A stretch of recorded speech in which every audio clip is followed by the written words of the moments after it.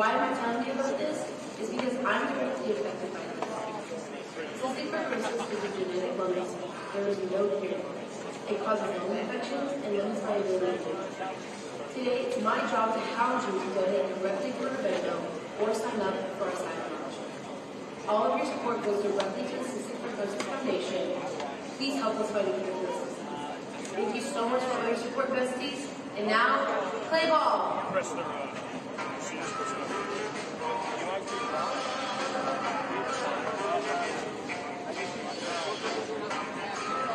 No, there's no way, Chris. That can't be it. Hey. He's the one.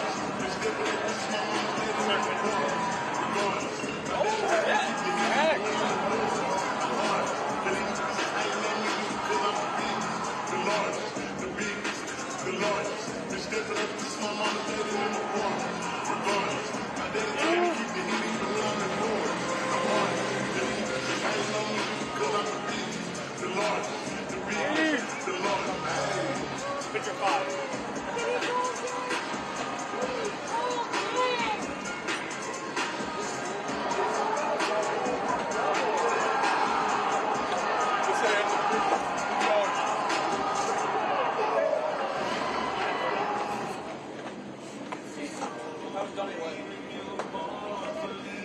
Can I see? I didn't see it.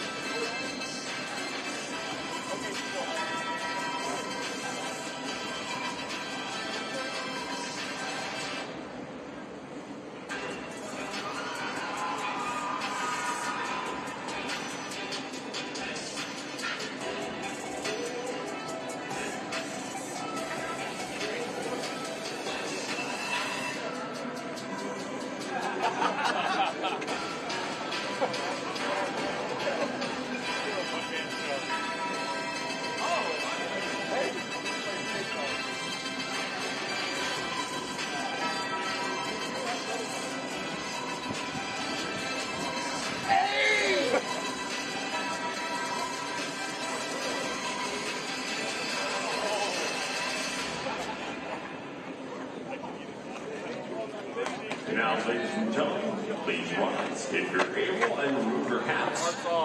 We direct your attention to the flag in center field as we come together for today's game. Let's take a moment to honor our country and those who have served to protect our freedoms. Please welcome Natural Blend with today's national anthem.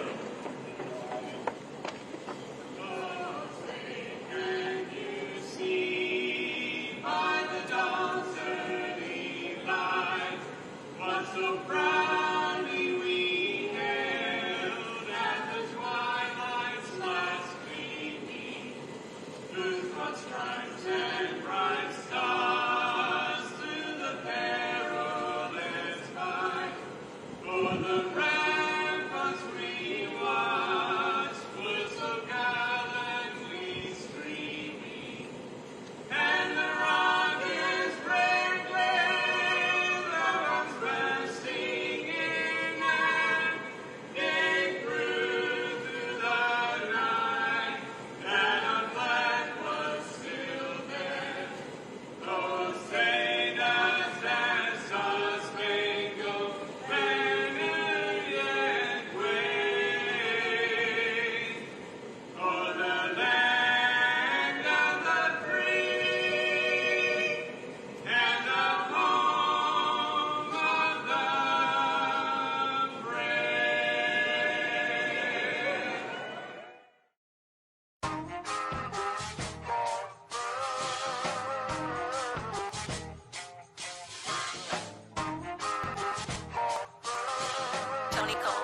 Hey, safe to say I'm the biggest, the largest. Been stepping up since my mama stayed in them apartments. Regardless, my daddy told me keep the heat even when I'm in foreigns. I'm heartless, cause these niggas is hating on me just because I'm the biggest, the largest, the biggest, the largest. Been stepping up since my mama stayed in them apartments. Regardless, my daddy told me keep the heat even when I'm in foreigns. I'm heartless, cause these niggas is hating on me just because I'm the biggest, the largest, the biggest, the largest. Hey.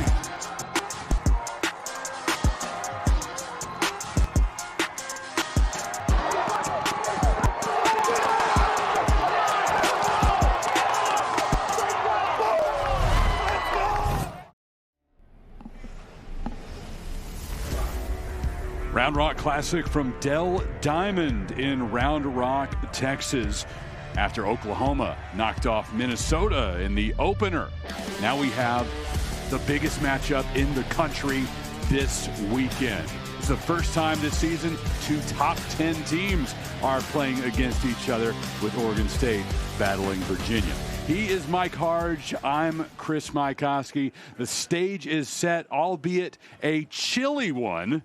A rather frigid set here in Round Rock, but in for a really good matchup between 2 teams who are certainly national title contenders. That's the key right there. Early in the season, these teams are trying to fill each other out, making sure that both teams come out and can handle their business.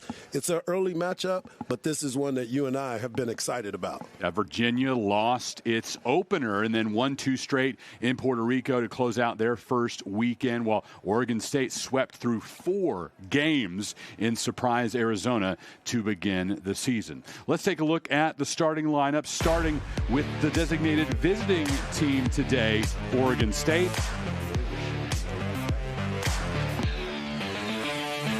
Trent Caraway at third base for Oregon State. Then it's Iva Arquette at shortstop, adding a team-leading 538.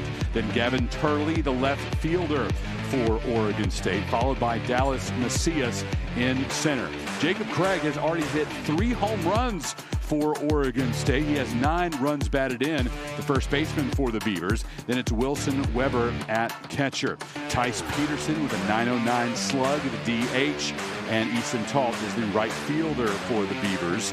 A.J. Singer rounds things out at second. Jay Wolfhook gets the start on the hill for Virginia, about to emerge from that Cavalier dugout. 3.86 ERA through that 1 appearance he has this season. Went 4 2/3, giving up 2 runs on 6 hits. He struck out 5 and walked 1. Jay Wolfhook is going to be one of those guys that you want to see pound the strike zone right off the top. He's got electric stuff, and he needs to make sure that he has everything accurate today, going up against a team like Oregon State. Doug Williams behind the plate at Dell Diamond today. Casey Moser down the first base side. Christopher Griffith up the middle. And Andrew Fulton down the third base side today on our crew in blue. Cavaliers about to take the field, and we'll set the defensive order for them in just a moment. It's interesting because this umpiring crew is one of the favorites of this peak events, and the fact that these guys have been around. Where's your mic, Archie? It just seems to run together. One of my people that I know really well. These guys have done a great job and continue to do a great job throughout all of these events. OSU in black with the orange letters and numbers. And here come the Cavaliers in home pinstripes today with the navy blue letters and numbers outlined in orange. I'm excited to watch Wolfhook pitch. They said he's had a good start to the season, been very consistent, as I said, with the strike zone. And yes, he gave up some hits last week, but he's going to be ready to go today.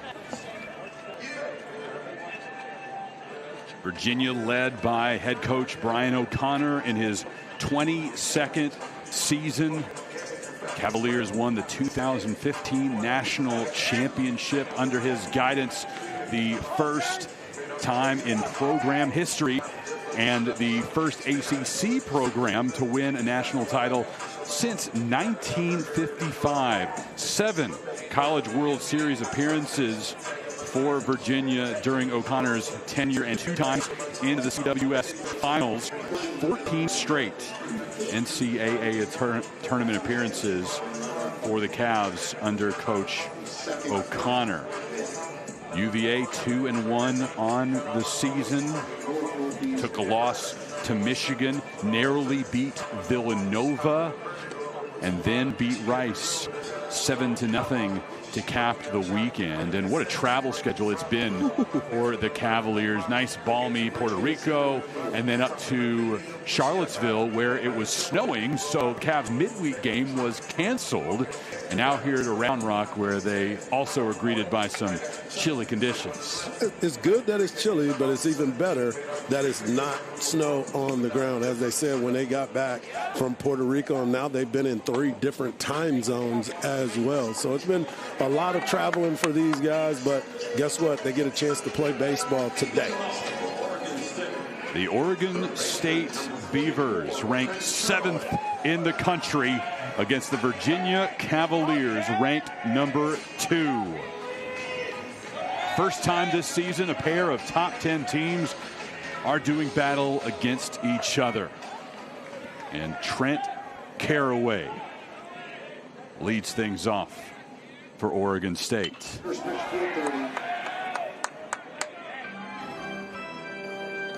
Underway 30 minutes later than originally planned, at least planned today. Right. Because yesterday we found out that the games would be moved up by a couple of hours due to the forecast. So either you can say 30 minutes late, or you could say 90 minutes early. Or for both of these teams, it's just on time. Caraway Monday against Xavier as the Beavers climbed to 4-0 on the season, went 3 for 5 with a double and 2 runs scored.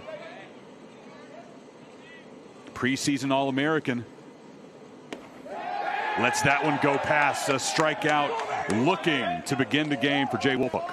Good pitch right there. Threw an 85-mile-an-hour cutter on the edge. Got him fooled, and he had to take it because he thought it was going to break out of the zone and stayed right there for strike 3. Shortstop number 13, Ava Arquette. That brings up Iva Arquette,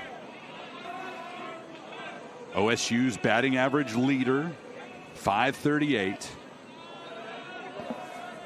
He hit his first home run as a Beaver on opening day versus Xavier last Friday.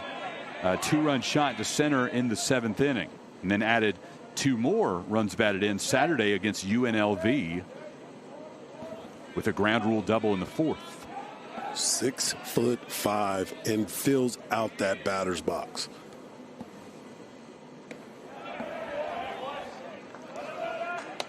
One the count. Transfer from Washington. Speaking of Arquette, added .311 for the Huskies in 2 years. Another good breaking ball right there. Slider on that one. We've seen a good cutter already in the game.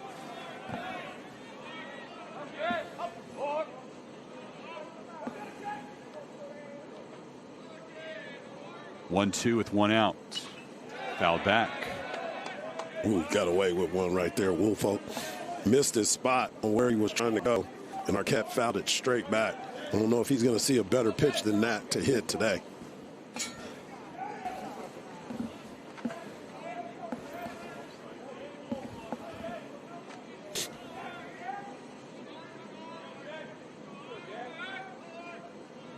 A ball and 2 strikes.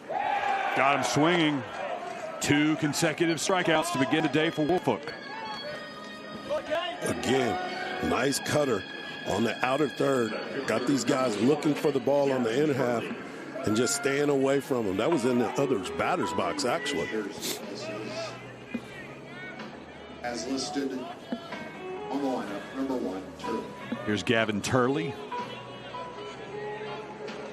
left his #1 jersey at the hotel. Somebody ran and got it? No. And now he's back to #1. Did he get #1 back? Yeah, he got it back. Okay. The story I was told is that it would not arrive here in time, but maybe just in the nick of time somebody arrived in the dugout with #1. So producing on the fly there. I told our crew he'd switch to 11.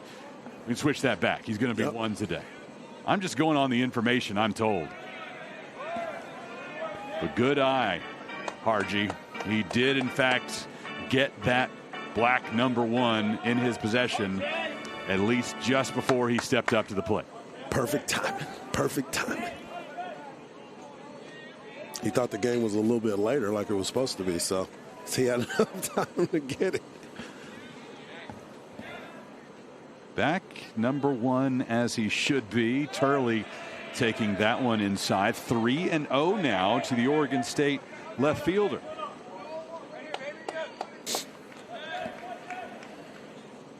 Turley hit 19 homers for Oregon State last year. 3rd most in a single season by a Beaver student athlete. First pitch in the zone from Wolfhook in this at bat. Seemed like we got a little more fans than what we had a little bit earlier because of the game time and the change. And of course, this matchup being what it is. 3-1. In there. Count is full with 2 out. Tried to ring him up. He thought he rung him up. Now all of his buddies are looking at him like, nope, nope, nope. 3-2 pitch with 2 out. Staving off elimination.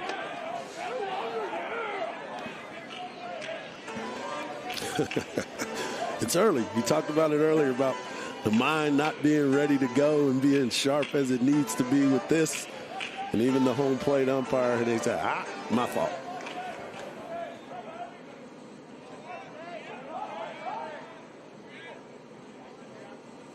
(3-2) with 2 out. Fouled away towards the United Heritage Center. It's getting a lot of work over there today.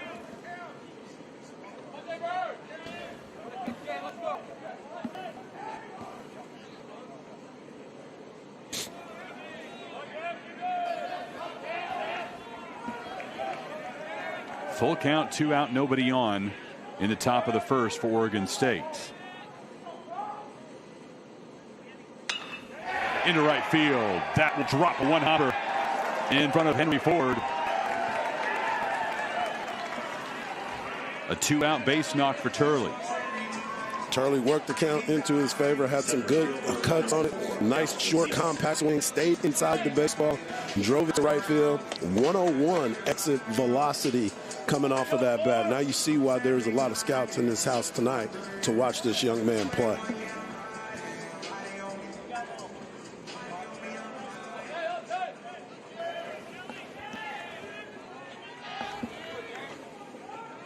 Dallas Macias now stepping in from the left side after a check over to first.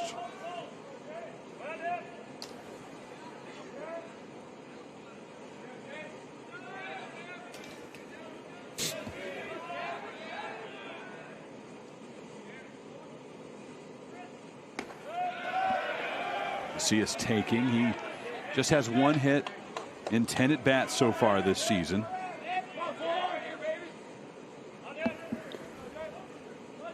Sat on Monday.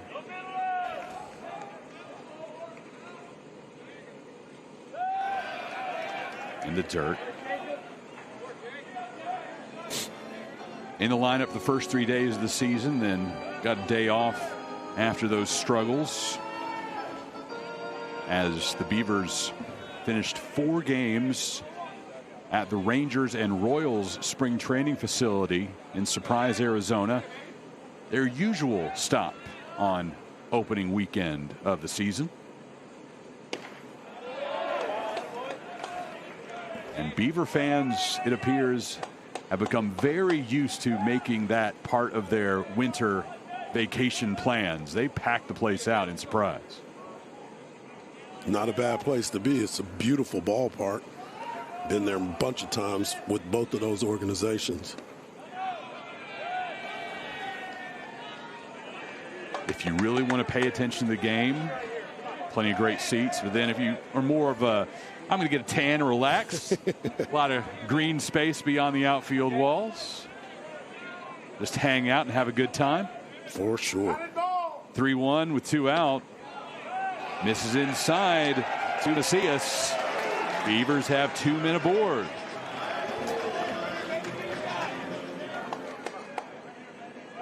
Brings up Jacob Craig.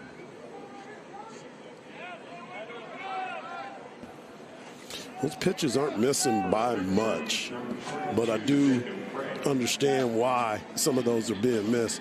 You got to be more consistent around the plate as often as you possibly can, because he got ahead, got 2 outs, quick outs, and then fell behind on 3-0, and then ends up getting the base hit. So now he's working each at bat. First pitch coming to Jacob Craig. The only Beaver with more than 1 home run on the season. He has 3 of them.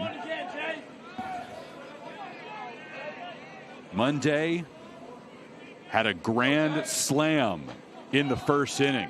Can't do that here, but could bring home a couple of teammates.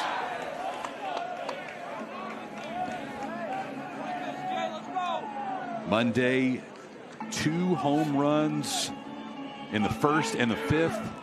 7 runs batted in all told. 0-2. Another menacing look in the batter's box. Big fella. Takes up a lot of space, and you talked about his power. For him to be able to drive the baseball the way that he has, just lets you know he's got that juice. 1-2 pitch in the dirt.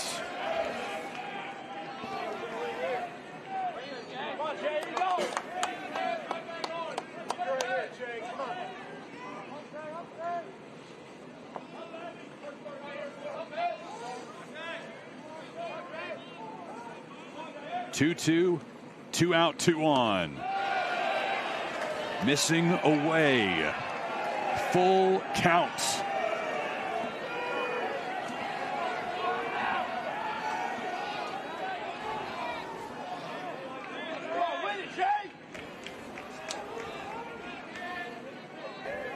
Three-two pitch coming to big, strong Jacob Craig. Rips one to left, foul.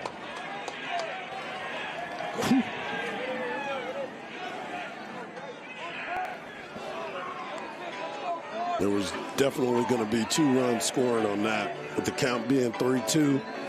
Motion, and the ball hit down the line. He was definitely going to be scoring from first base. Again, the 3-2 to Craig. Rung him up. Craig strikes out looking with 2 men aboard in the top of the first. We remain scoreless through a half inning in Round Rock.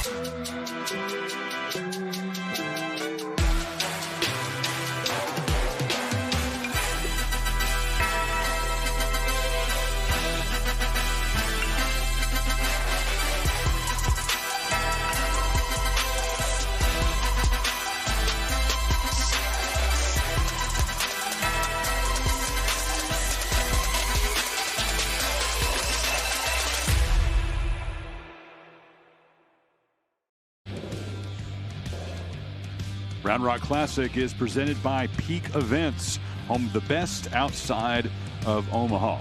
On social media, follow peak.events. That's spelled out, Peak DOT events. Keep up with best in early season college baseball. Second-ranked Virginia about to come to bat for the first time today. Let's take a look at their starting nine. It starts with Eric Becker, the shortstop, who's hitting .500 on this young season. Then second baseman Henry Godbout. The first baseman is Chris Arroyo. Then big hitting Henry Ford in the cleanup spot. He plays right field. Jacob Ferentz is the catcher. Aiden Teal, who's hitting .364 on the season, is in center. Harrison Didewick, the DH. Then Luke Hansen at third. And in the ninth spot, it's James Nunnally, a freshman, playing left for the Cavaliers. They'll face off against Nelson Keljo on the bump. Keljo lasted 4 innings in his first start, striking out 5 and hardly walking 5 in that appearance. So clearly getting better control is one of the keys to today's outing. That's most of the things that happen with a lot of left-handed pitchers, especially big guys. They got to be able to control their bodies to be able to get downhill.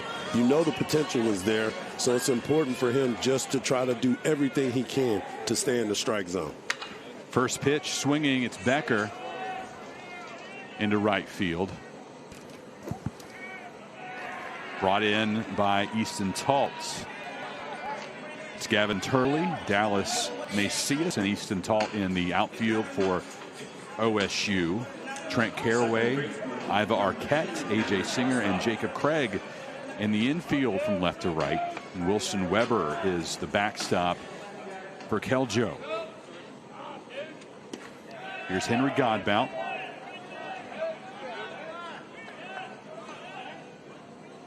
First team preseason All-American. After hitting .372 to lead the Cavaliers last year. He also set career highs in homers with 9 and runs batted in with 47. Big swing at it. Got a fastball that was up in the zone after that take that he took on the fastball on the inner third.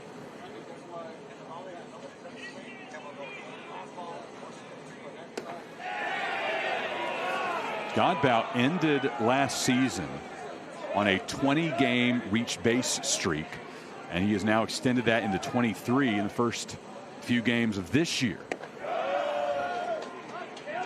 You can see it at his approach, how diligent he is at every at-bat. He stays locked in. He's seeing the ball well, even the ones that he's taken.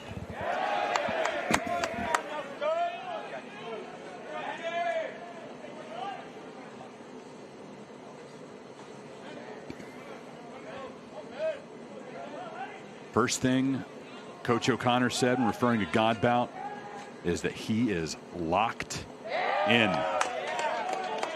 Takes a base. You'll notice that right away. The way his approach is at the plate is something that you can tell when a batter is really seeing the ball well.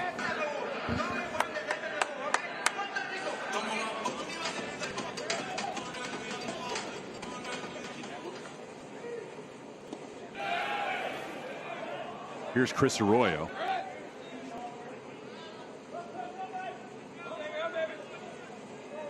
Opening day against Michigan. Provided a 2-out, 2-run homer that tied the game. It happened in the 7th inning. And the Cavalier pitchers really settled in. Helped Virginia take that one into the 11th inning against the Wolverines, where Michigan scored the game-winning run. The pitch is just off the plate, but you can't tell the Oregon State fans that. 1-2. Into left. Turley has no problem. Yeah, we have the benefit of the TrackMan technology, the robot ump. and it agreed with Doug Williams on that call a couple of pitches ago that Beaver fans weren't happy about. So as we talked about before, it's a good sight to see all these fans that have decided to travel for this big matchup. It's always a mix. Fans who will travel here for the Round Rock Classic, or alums of these schools who just happen to live somewhere near Round Rock. Plenty of alums of both of these schools, I'm sure, in Central Texas. For sure. Yeah, when I was talking about this matchup and the teams that were going to be playing here in Round Rock, a lot of folks perked up with it.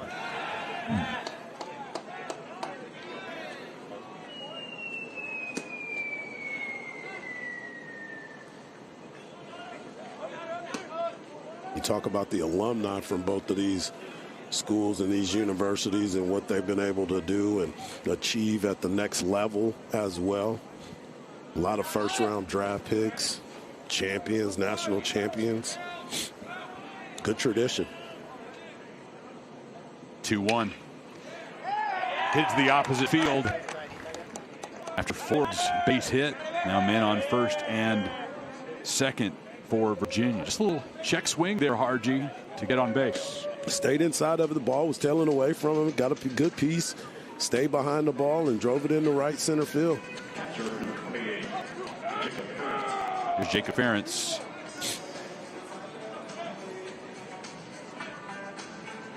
Another first-team preseason All-American on this Virginia roster.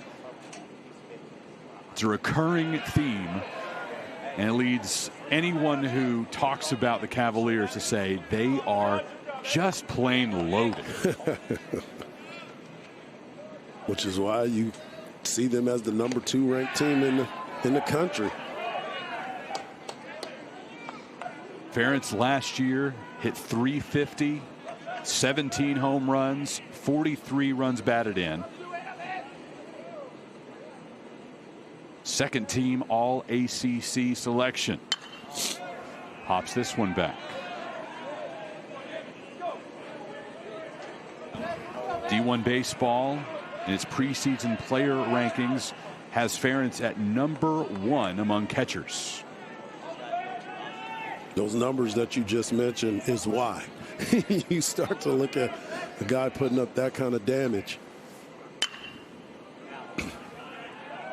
Fouled off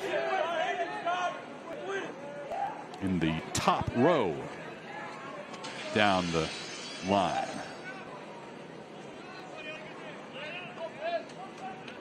Every kid in here should have a foul ball in his possession by the end of this, if they want one. If they want one, yeah. 1-2. Got him swinging. Nelson Keljo leaves a couple of Cavaliers stranded on the base paths, and we remain scoreless through a full inning at the Round Rock Classic. The Beavers are the national champion! Third time in the modern Big time moments as they clip the Pac-12. Manager never learning.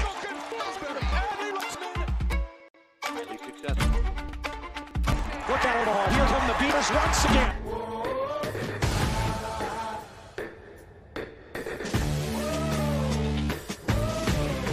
Now you've been summoned for a special occasion. I stay ready cause destiny impatient. Changes, haven't seen changes. If you talking fire, then we speak the same language. Coming up, I'm coming up. Feel the rush, I feel the rush. If this ain't legendary, what you call it? I said if this ain't legendary, what you call it? Feel the vibe, I feel the vibe. Extra live, I'm extra live. And I don't need improvement. Fell asleep, a man woke up superhuman.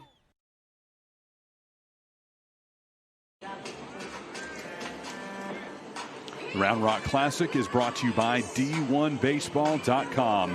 No one covers college baseball like D1 Baseball. Covering every game from coast to coast, D1 Baseball is the resource that no college baseball fan can be without. And if you are with us today, you are a D1Baseball.com subscriber. If you are new to the website strictly for the streaming of the Round Rock Classic, certainly hope you will look around and see all of the resources available and keep your subscription going throughout the season and beyond. It's a great tool to do some scouting, check out on who is doing good in their respective leagues and all the teams that are involved, and whoever it may be, whether it's your favorite team or your friend's favorite team, you can always keep up with it. Well, it's just the breadth of knowledge and the ability to bring stories that you otherwise wouldn't hear. Exactly. There are some great columns there, some observations.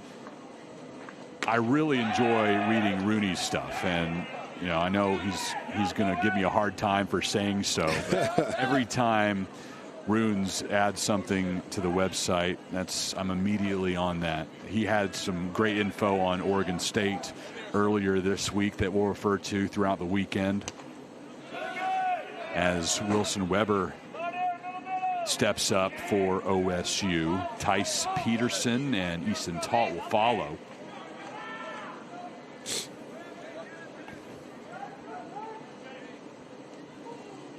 Jay Wolfook, 2-0 offering, missing inside.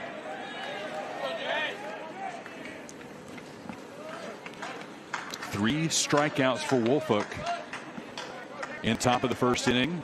Got Caraway and Arquette. Then allowed Turley to reach on a single and Macias on a walk before striking out Craig.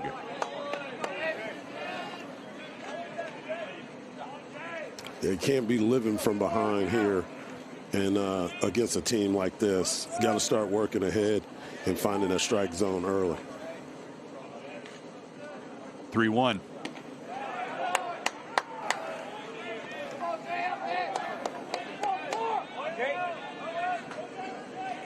Good life on the fastball. Got some movement to it. Can't make a mistake over the middle, so he's staying on the corners. 3-2 pitch through the left side of the infield. Wilson Weber hitting .400 through the first 4 games of the season. That average will rise after a base knock in the top of the second. We talked about staying away on the corners. That ball ran back into the middle of the plate, and Weber got a chance to get the barrel to it, hit it sharply in the left field. No sleeves on Weber today. That's what I was about to say, Harji. How many layers do I have on right now? Let me count. I have 5 layers on top. 2 layers on bottom, 5 on top, and then my 5th layer on top is actually a full-length coat that counts as a 3rd layer on the bottom. And I'm still cold. And he is out there in short sleeves. He is from Oregon, so he has been in that type of weather for a while. So he might be adjusted to it a little bit. He's young and tough. I am old and weak. 1-1 to Tice Peterson. Monday against Xavier, Peterson went 1 for 2 with a triple and a pair of runs batted in. Both of those RBI came on bases loaded walks. 1-2. Missing just outside. Good cutter. Seems to be that's his pitch that he likes to go to when he's ahead in the count, to try to get him to chase outside of the zone. 2-2 from Wolfoot. Got him to chase it. 91-mile-per-hour fastball outside the zone. Good thing is he's working both sides of the plate. Now it's just a matter of trying to be consistent on the delivery to make this happen. This is Easton Talt, hitting .312 on the year. Monday went 3 for 6 with the run batted in and struck out 3 times. He is a little bit smarter. Got the long sleeves, got the mask. He's covering up a bit more.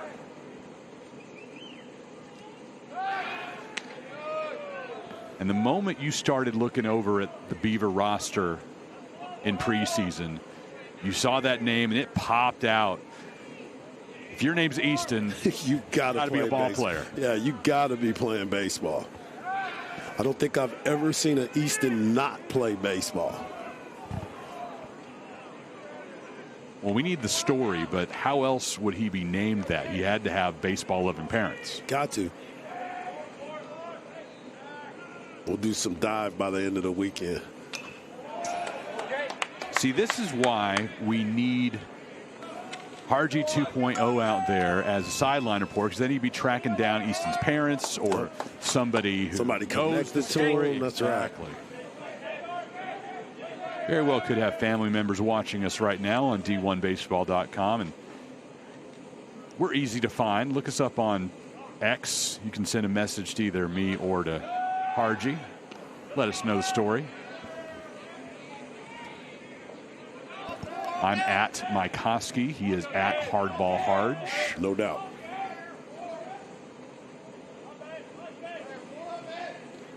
And with a X name like Hardball Harge, you know that he played ball. Just a little bit. 2-1. With a X name like Mike Hosky, you just know I got ahead of all my family members. I'm quicker to social media than they are. That's right. Same on my email, same pretty much everywhere else. Just got to beat them to the punch. 3-1. Fouled away and into the parking lot above the suites.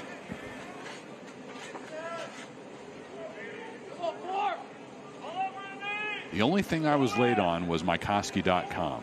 One of my cousins claimed that before I did. Oh, wow. I had to settle for mykoski.net.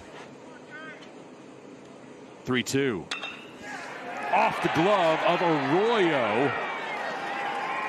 Weber will stop at second. Single for Talt. The ball was sharply hit, and Arroyo couldn't make the play because the ball got on him so fast on a good swing.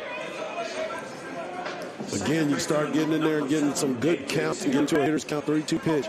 Don't want to walk anybody else, so he got a pitch he can handle and stroked it into right field. So 2 on with 1 out, and A.J. Singer stepping in. Mound visit already for Woolfolk here in the second. Nobody up and throwing, of course, Hargy. Just a bit of a visit to calm him down after a pair of runners are aboard. Well, the one thing that I continue to look at is the amount of pitches that he's throwing in such a short period of time. You have to be more efficient, and I know you got to be able to find his groove and find his rhythm up on the mound, but it does lead to concern a little bit on how long he's going to be able to go out there because his pitch number is going to be elevated.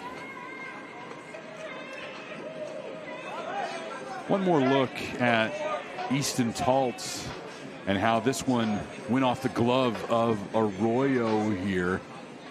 Just unable to bring it in.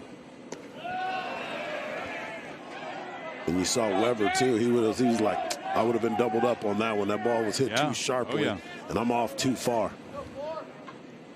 So instead of ending the inning, it's 2 men on with 1 out for A.J. Singer. 1-0 pitch. Missing low and away. Singer, a transfer from Iowa Western Community College.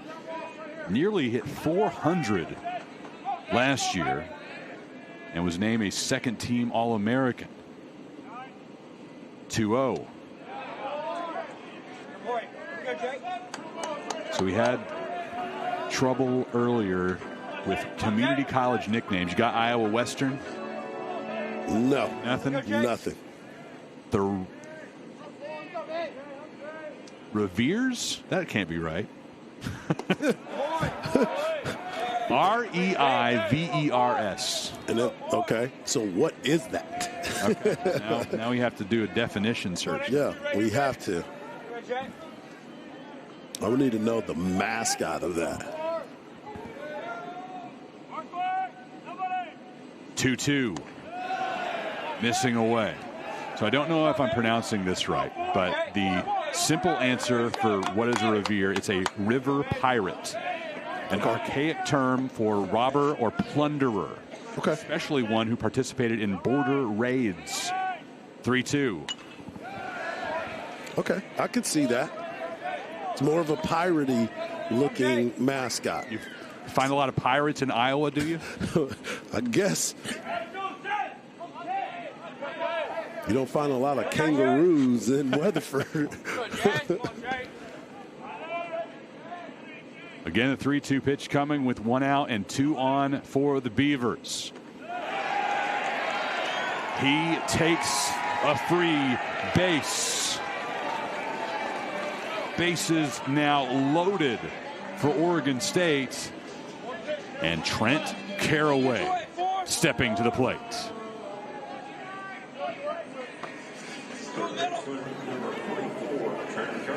I mentioned the Runes report earlier this week, talking about Caraway and Arquette.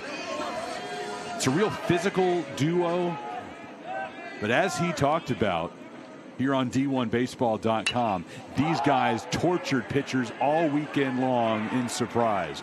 This time, though, Caraway unable to come through for his team, pops out in foul territory.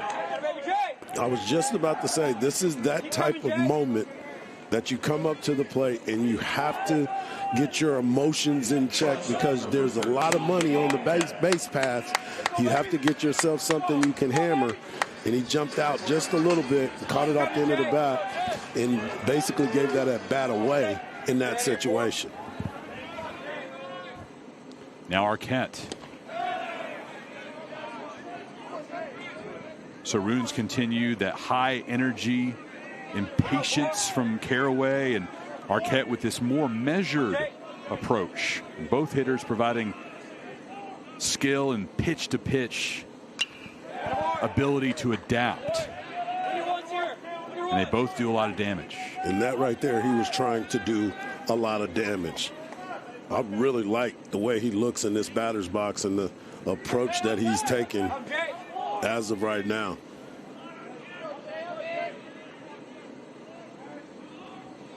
Two out, bases full. 1-1 from Wolfhook. Got him to swing at a cutter.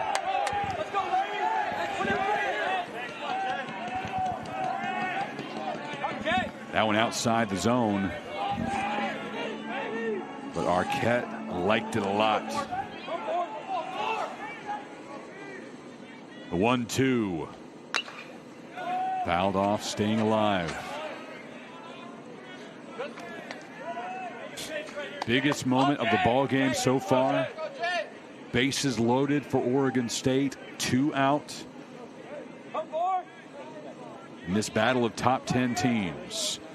That's what they would call a high leverage situation. Again, the 1-2 to Arquette. Missing away.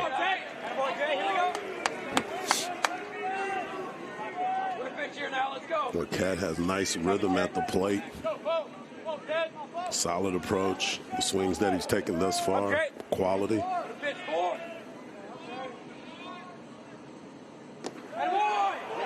Two gets the call. Wolfhook with his 5th strikeout. That one may be a little low, but he gets rung up by Doug Williams. Oregon State leaves the bases loaded, and we remain scoreless through 1.5 in Round Rock.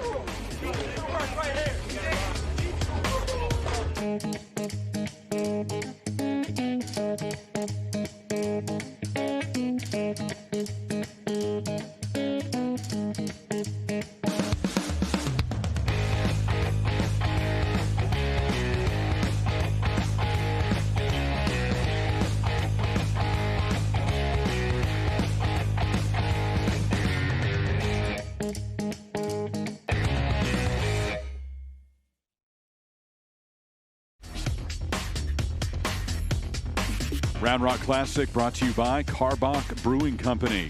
Crafted for fun. Please drink responsibly. Oregon State leaving the bases loaded as Arquette struck out looking to end the top of the second. May have been a little bit low, Harji, but got to swing here. Yeah, this is too close to take, especially for a big man that has a good eye at the plate, but you got to take a chance on that one, either foul it off or do something with it, because that in a questionable location, and you're not familiar with the umpires, you have to be able to go up there and take a good hat. Aiden Teal, Harrison Didewick, and Luke Hansen due to the plate for Virginia. Teal, the third best Virginia hitter through the opening 3 games at a 364 mark and slugging .455.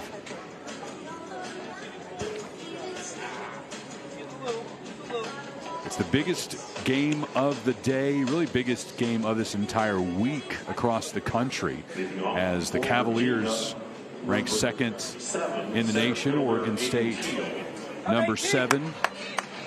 And for Oregon State, every one of these games against high-level opponent takes on so much more meaning, simply because they're not going to have a conference schedule to play. There is no automatic bid available for them. It's at large or bust for the Beavers as they play an independent schedule this year. First pitch popped up by Teal. Jacob Craig making the catch in foul grounds. Well, you talk about the schedule and how it all sets up for them being an independent team, but this is also a team that has some history. This is a team that has been recognized and has a lot of recognition in the baseball realm. So they will be okay, but you're right. They have to go out there and play impressive schedules because, as you said, no automatic bid like it was with the Pac-12. No Pac-12 tournament that you're going to be in either. So now let's see exactly what it's going to be for you throughout the season. The committee supposedly does not take history in. You're laughing just as much as I do at that. Whatever. I get it. I get it. Just like you said, I get it. It absolutely counts. It's absolutely name recognition. In certain cases, you're not judged on an equal playing field. Exactly. And then you've gone through it early through this lineup, and you got a chance to talk about each one of these prospects that are a part of this team for Oregon State. So, yeah, there's going to be some more. I remember what these guys are capable of. 3-time national champions from Oregon State, carving out their own path this season. Part of that, taking part in this Round Rock Classic with this loaded field. Certainly this game circled when the schedule was put out for OSU. Here's Luke Hansen. I will say this, though, what you brought up about the scheduling and everything, RPIs and things like that will go into consideration as well. So you do want to definitely make sure you're playing against some quality opponents. And they are. They were able to put together a great schedule. I think the only thing that Mitch Canham said in a little bit of a negative light is that they would have liked to have played more at home. But given the circumstances, they just had to accept the best lineup of opponents possible. And if that meant going on the road more than normal, then so be it during this transition period until the Pac-12 is fully up and running again. Realignment will mean that OSU will have a conference schedule to play within the next couple of years. Inside, and Keljo is starting his walk back to the dugouts. And as you said, we do have the benefit of TrackMan, and that was a ball. 2-2. Missing low this time. Yeah, the robot umpire on our screen up here in the press box. And it missed. Doug Williams was right. 3-2. Grounded to the left side for Caraway. On the run, makes the throw perfectly to Jacob Craig. 3 up, 3 down for the Cavaliers in the bottom of the second inning. We remain scoreless at the Round Rock Classic from Dell Diamond.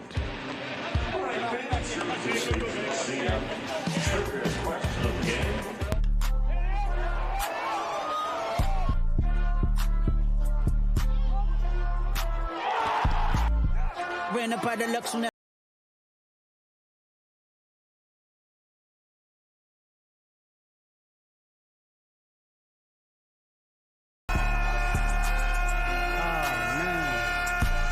Second bad, but somebody gotta do it. Got my foot up on the gas, but somebody gotta do it.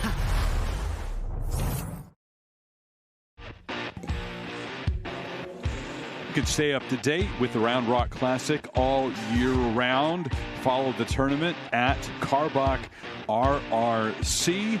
That's available on all social media platforms. Also, KarbachRRC.com is the website. And at the top of the website, just a little bit off that top line, you see a link to the CFF auction, as this tournament benefits the Cystic Fibrosis Foundation. There's a link to give financially, or you can participate in a live auction that will go on throughout the course of the weekend. I registered during game 1. And yes, you did.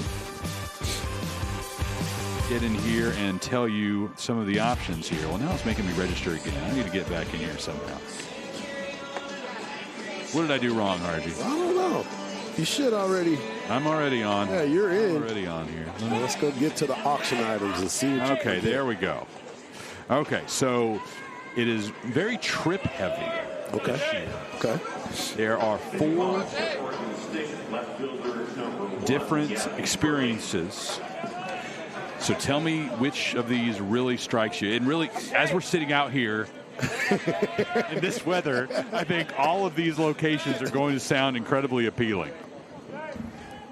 And 3 of them are actually in Antigua. Okay. So if you know the resorts, you might be better served in this conversation. Gavin Turley singles to lead off the top of the third, his second single of the day. And both of them to right field, staying behind the baseball and driving it to the right side. Good, short, compact swing. Got a pitch over the middle of the plate. And boom, drove it to right field. Okay, so looking at this harder now. Yep. First time going through. There are 2 different experiences of the same place, the St. James Club in Antigua, or the Pineapple Beach Club in Antigua, also available. The minimum bid on all these trip packages is $250. So get that in. Okay. And then you can also choose to bid on a getaway to Barbados. Okay, quick question on this bid. Mm-hmm. How many people? I mean, it just opened, so nothing. Is it a is it a trip for 2? Oh. Is it a trip for 2, or is it just you by yourself going to Barbados? That'd be interesting. That would be very interesting. All right. 1-bedroom suite for up to 10 nights in Barbados. Up to 10 nights? That's what this says. Wow. That sounds really good. That sounds great right about now. And looking at the photographs, they look like beautiful places as well. Yeah, how about the St. James Club in Antigua? Pretty good. Again, 10 nights. That's going to go for quite a bit of money to raise for Cystic Fibrosis Foundation. Bidding just opened at the first pitch of our opening game at noon today. So nobody's getting in there yet, but those are all soon to come. The other items in the auction are all autographed baseballs from these 4 teams and the 4 teams playing at the Jacksonville Classic. Okay. And if you are interested in it, there are some stars on each of these teams that you may end up having a souvenir baseball signed by them that you could tell your friends you got them before they made it to the big leagues. This is Dallas Macias. He walked in the first, now facing a 2-1 count against Jay Woolfolk, who has struck out 5. Runner going, hit and run off the glove of Woolfolk. Everybody safe, and OSU will have runners on the corners as Turley advances as that ball slowly rolls into right field. Perfectly executed hit and run. And the fact of the matter is, this is the type of baseball that I love to see. I love to see players in action where the runner's moving, the batter at the plate has to make constant contact, and you move people around, and that's exactly what happened. That's a routine ground ball to the second baseman if they're not in motion. The chants of "Let's go Beavers" coming from the crowd in Round Rock as Oregon State has runners on the corners and nobody out for hard-hitting Jacob Craig. Already 3 home runs, 9 runs batted in on the season.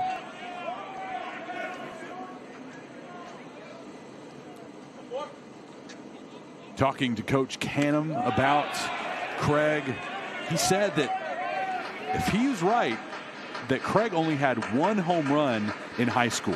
Wow.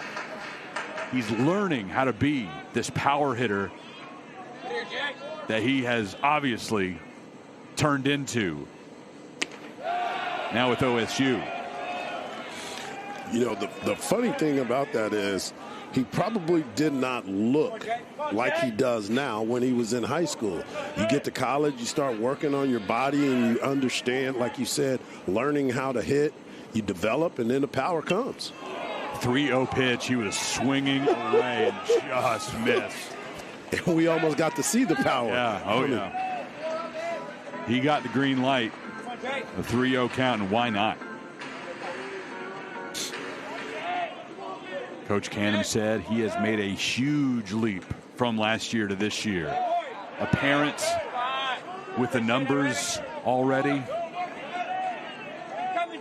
He is around a lot of great baseball people, and he's actually doing some of the teaching now with his teammates as well.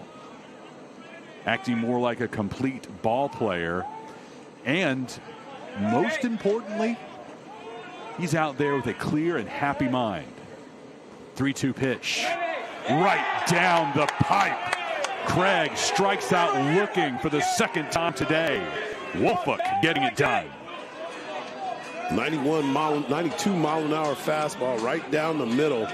And again, it's in that location of it is too close for you to take as a hitter. It almost looks like sometimes they're looking for a different pitch the way that they're taking it. First out of the 3rd inning. Here's Wilson Weber. Woolfolk bounces that into Ferentz. Weber singled his first time up in the 2nd inning. Was left stranded at 3rd base.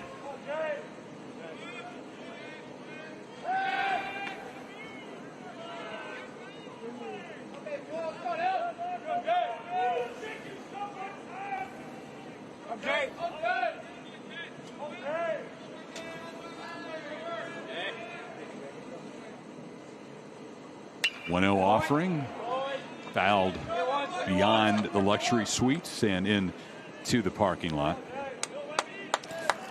I love the way that these guys go up there and take grown men hacks.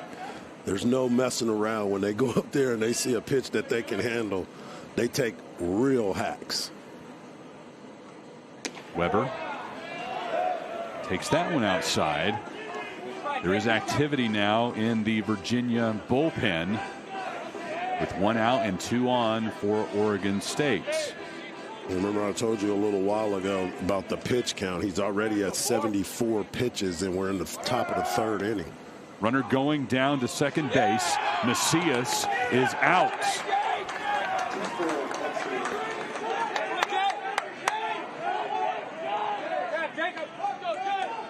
Keep going. what a catch and throw right there by Ferentz. What a perfect throw down to second base. Keep coming, Jay. Wow. Right on the back. Terrible jump at first. So 2 out, man on third. Woolfolk trying to get out of what looked to be a big jam as the first 2 Beavers got aboard. And he strikes out Craig. A man caught stealing, and now a ground out to close the third inning. Woolfolk survives, and the Cavaliers able to keep the Beavers scoreless, 0-0 through 2.5 in Round Rock. Taco face. What triggers this unique expression? Cooking your meal as soon as you order the freshest ingredients. Are you ready to discover your taco face? Taco Palenque, food in real time, no matter what.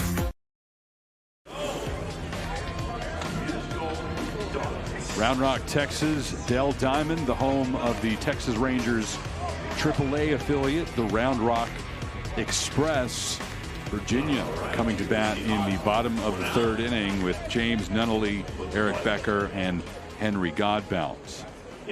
Joe Healy on D1Baseball.com this week reviewing Virginia's opening tournament in Puerto Rico, where the Cavaliers went 2-1 over those first 3 games.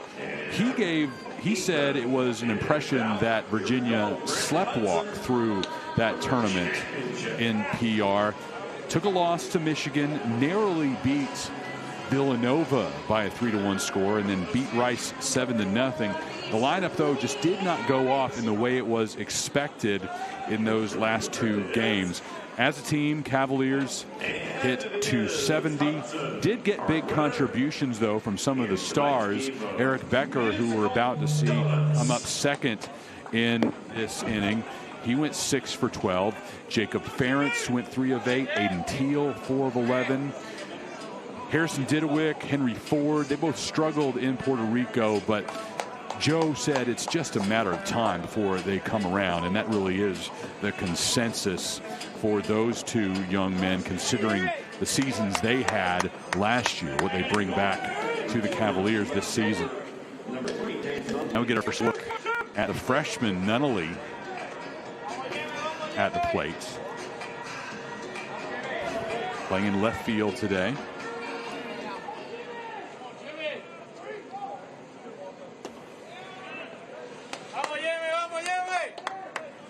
You know, it's always good to see lefty on lefty matchups, especially for a young kid to be able to be in the game going up against a big lefty.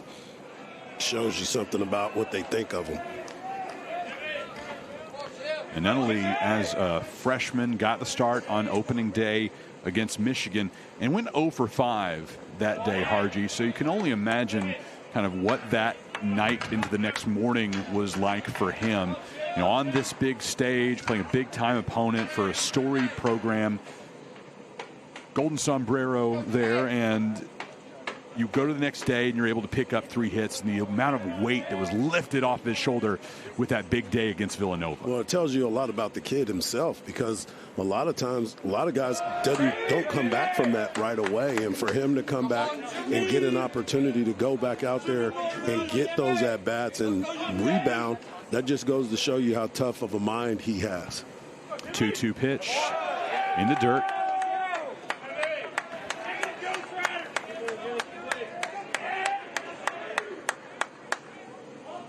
Nunnally, a year ago, playing for Light Ridge High School, hit .474, and he takes a free pass here.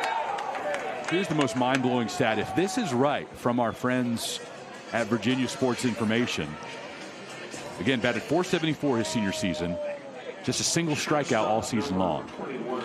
That's impressive.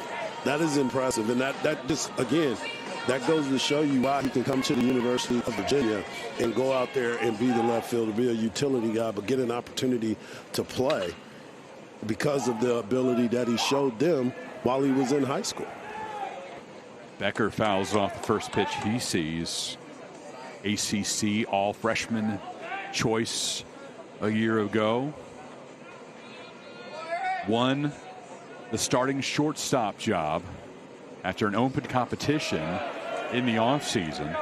Coach O'Connor telling me that he wanted to see guys battle for it after Griff O'Farrell was picked 32nd overall by Baltimore. That was a huge hole, both on defense and in the lineup on offense.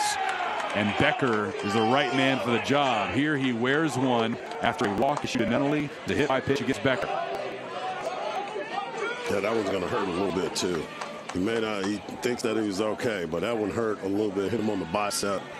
Hit him down to first. Now, here's the situation with nobody out that they're going to probably end up trying to either sacrifice bunt or I'll try to put somebody in motion. But more than likely, it's going to be a bunt in this situation. Godbout does show bunt, lays it down perfectly to the third base side. Tough play for Keljo, able to throw it to first in time.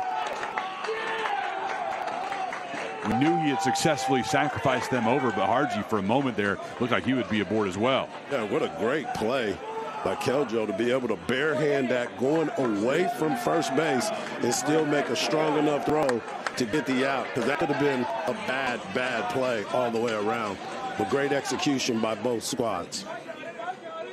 Here's Arroyo.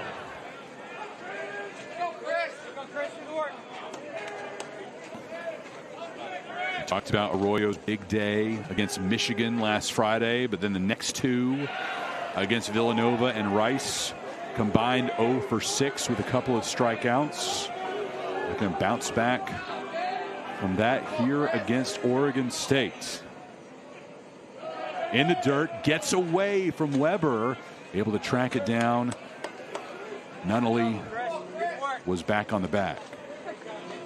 Great work by Weber behind the plate.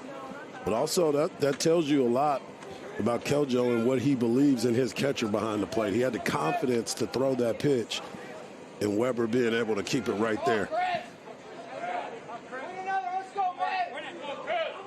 1-2, 1 out, men on second and third for the Cavaliers. Keljo coming to Arroyo. Missing low and away. Base open. Look for an off-speed pitch here. Arroyo coming over to Virginia after a season at Pasco Hernando State, where he was a Division II first-team All-American.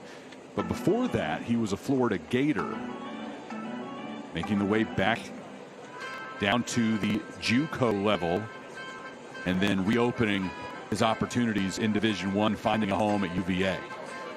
I guess it was probably kind of tough getting into that Florida Gators lineup with all those studs that they had when he was there. So, yeah, go out there, find your way in the world of transfer portal and getting an opportunity to play elsewhere.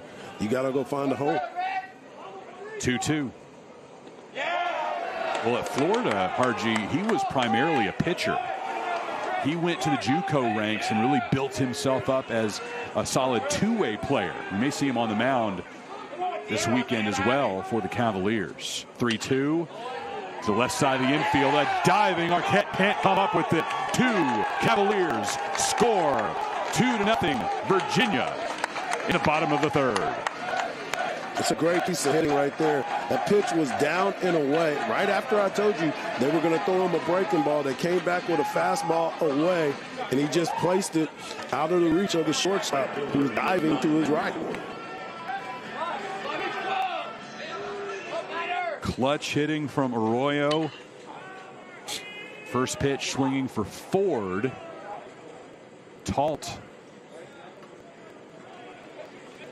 unable to come down with it, or did he? That's out of our viewpoint.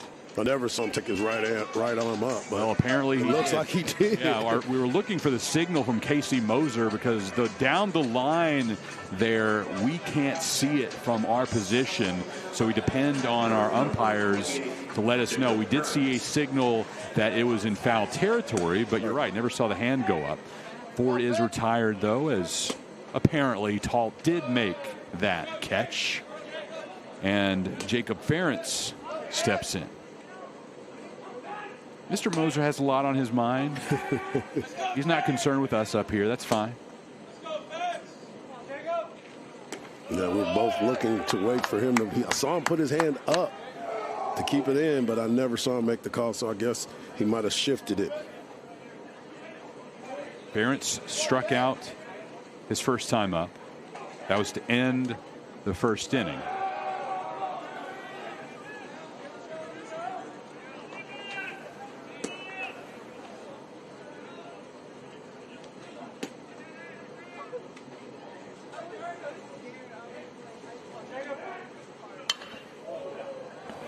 High pop. It'll get. Oh, that's going to get somebody. A big bounce into the luxury suites. And then back down.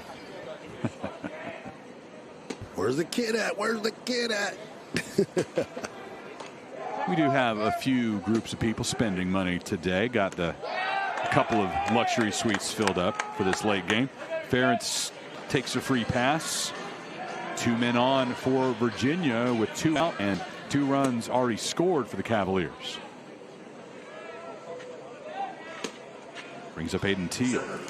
Number 7, Aiden Teal.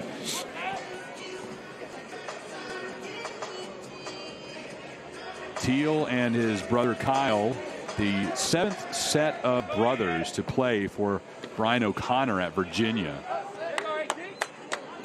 Kyle drafted by the Red Sox 2 years ago. So they were together for 1 year on the Cavalier roster. Only the 2nd set of brothers to do that. But in talking to Coach the other day, he takes a great deal of pride in that. O'Connor to the first base side. Tough play for Craig. Able to get it to Keljo in time to end the frame.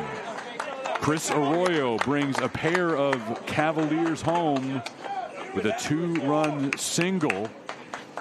The inning comes to a close as Craig able to get it to Keljo. 2-0 in favor of Virginia through 3.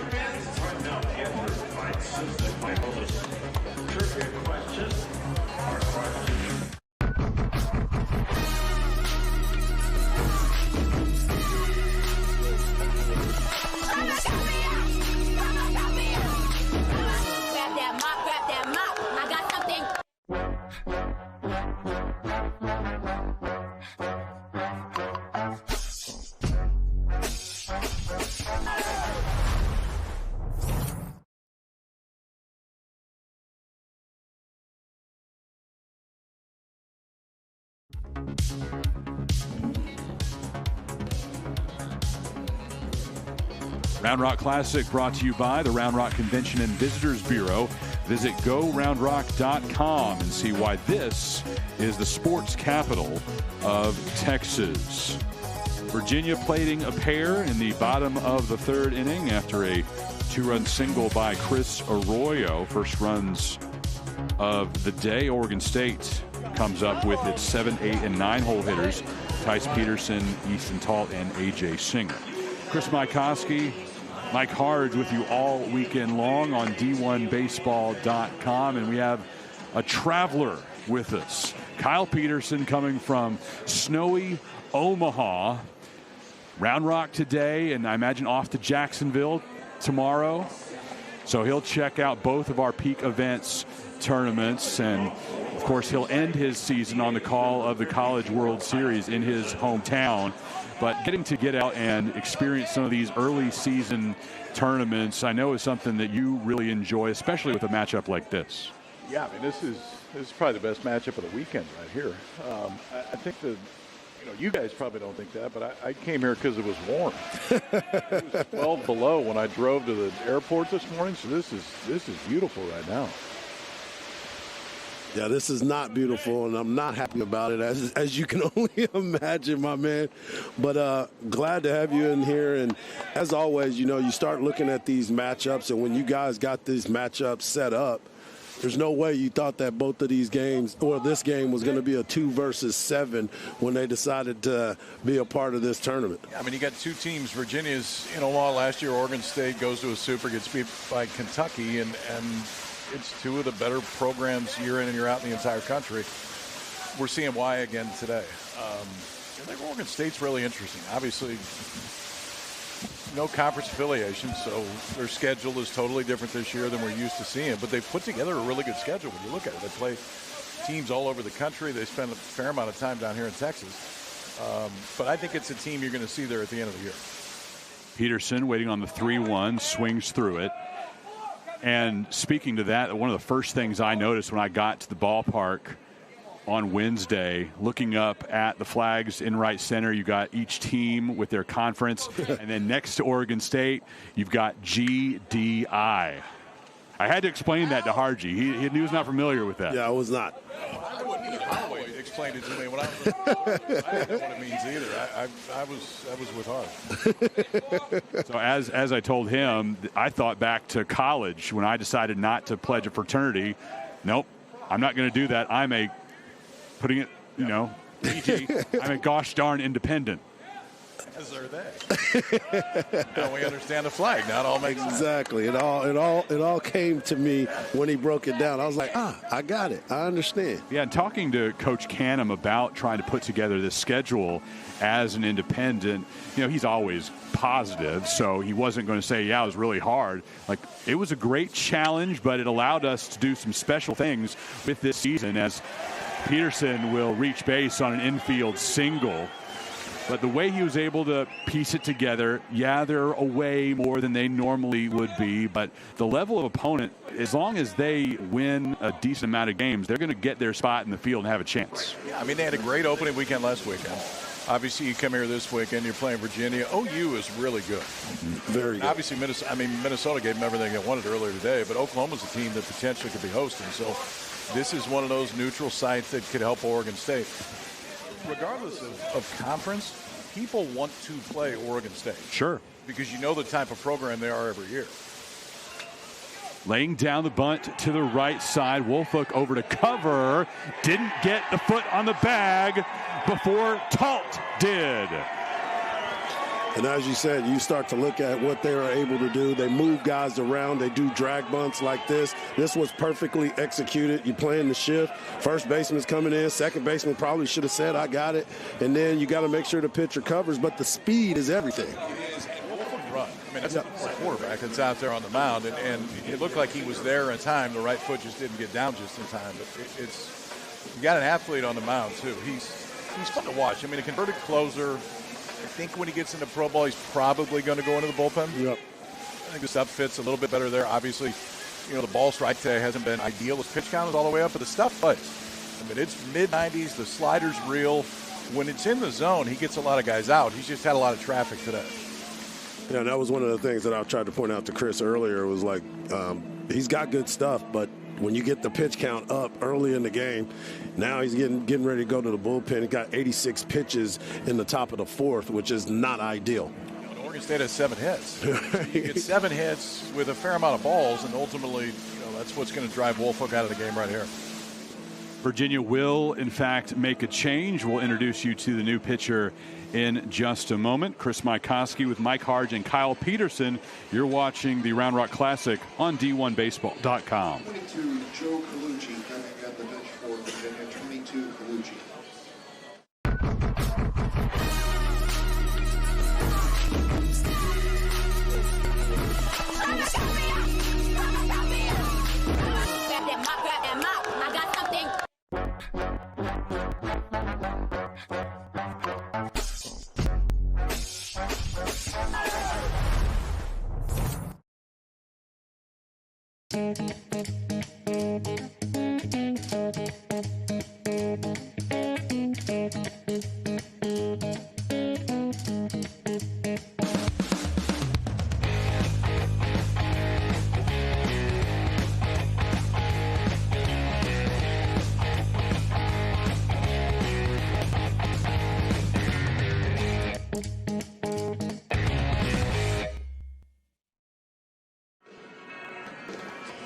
This is Joe Colucci making his third appearance of the season.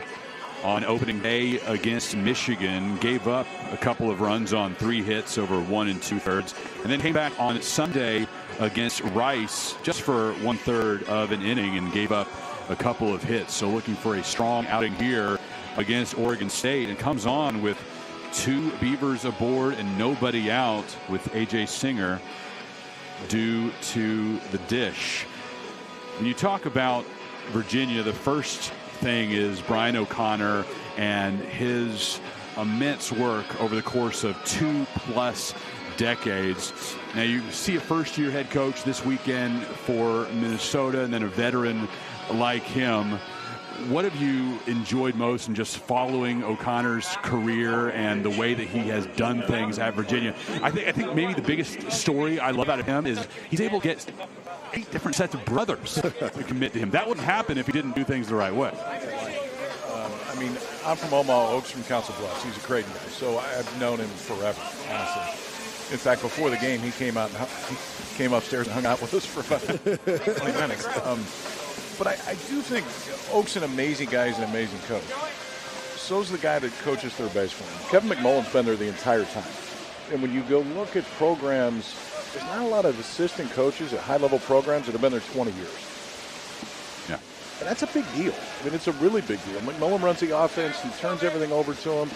Oak is kind of the CEO of that program. And, you know, he turned a program that when he got there really didn't have any baseball history into one of the best programs in the entire country.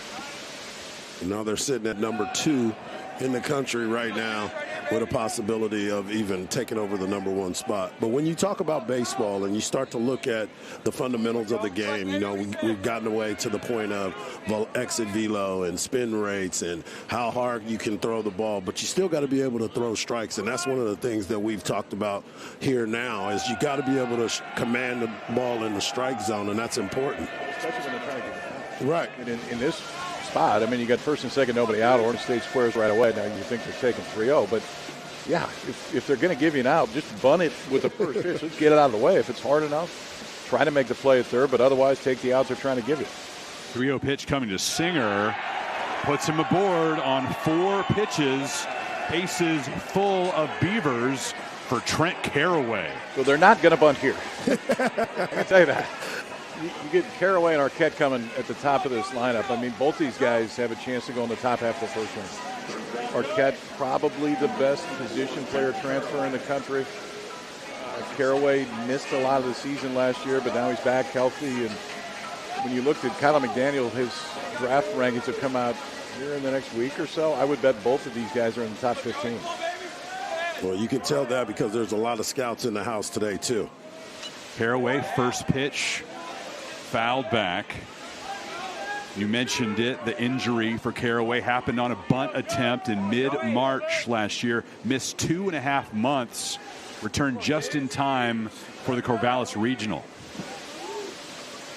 0-1 from Colucci to Caraway. In the dirt. Close enough where Peterson is not going to take a chance.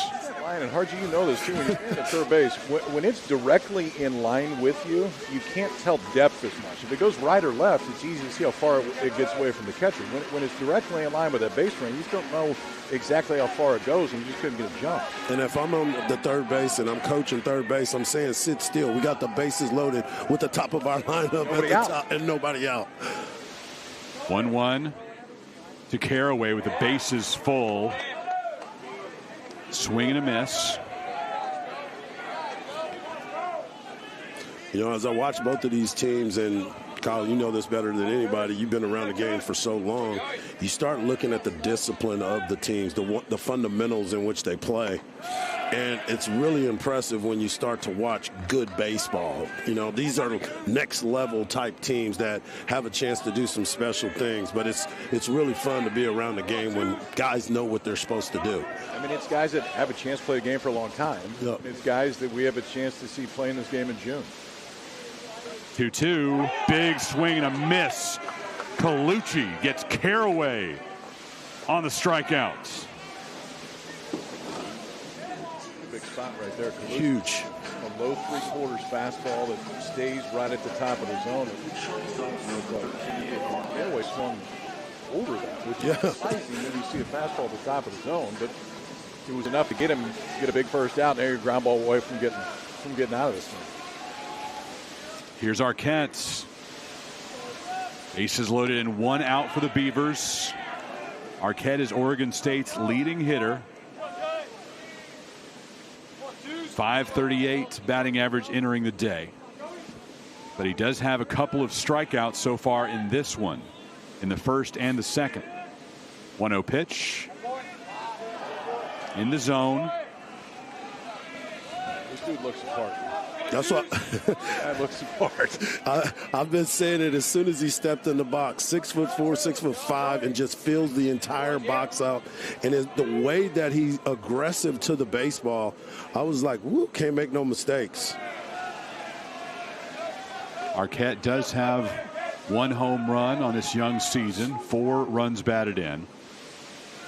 Slugging at an .846 clip through the first 4 games. 2-1 pitch. Missing inside. Arquette from Hawaii. Arkansas has 2 Hawaiian kids, both brothers, the Aloy brothers that are playing right now. But you could see 2 kids from Hawaii, both collegiate players, that go in the first round. Arquette, one of them, and Vahiva Aloy at Arkansas. And shortstops. Yeah. 3-1 pitch. Arquette. Second strike on him. Full count with 1 out and the bases juiced. That was a big hack. Yes. High leverage situation again, especially with Turley, who has 2 base hits to right field coming up next. Got to make a good pitch here. Full count. Walked a run in. Arquette disciplined at the plate. Allows Peterson to score. Oregon State has its first run of the day. Now 2-1 Cavaliers. Not the fireworks maybe that we had hoped for with Caraway and Arquette at the top of the lineup, but gets a run home. You think that right now? I don't know, with that wind blowing in enough today and the temperature, I don't know how much offensive fireworks that we're going to see. These are the days I love to pitch. You really want to hit when it's this cold, especially if you run a fastball in their hands. It doesn't feel good, then you throw it right back there again. As long as you can get warm on the mound, these are fine. And both these teams they're used to playing in cold weather. Right. Well, that was the discussion with the coaches yesterday and talking about what they would face in this one. It's not about being warm out there, but the transition between the dugout and having to warm back up over and over again. But so far, these elite pitchers we've seen today don't seem to have any issues. Well, and the thing about it, too, and you said it, as a hitter, I'm always looking at a guy like yourself that's got that sinker that loves to run it in on the righties. I'm like, I really don't know if hamstrings are a little tight today, buddy. I wish I could go, but I don't feel right today. It just doesn't feel right. I'll probably right, be good Coach. tomorrow. How about today? This is Gavin Turley, a pair of singles for him in the first and the third.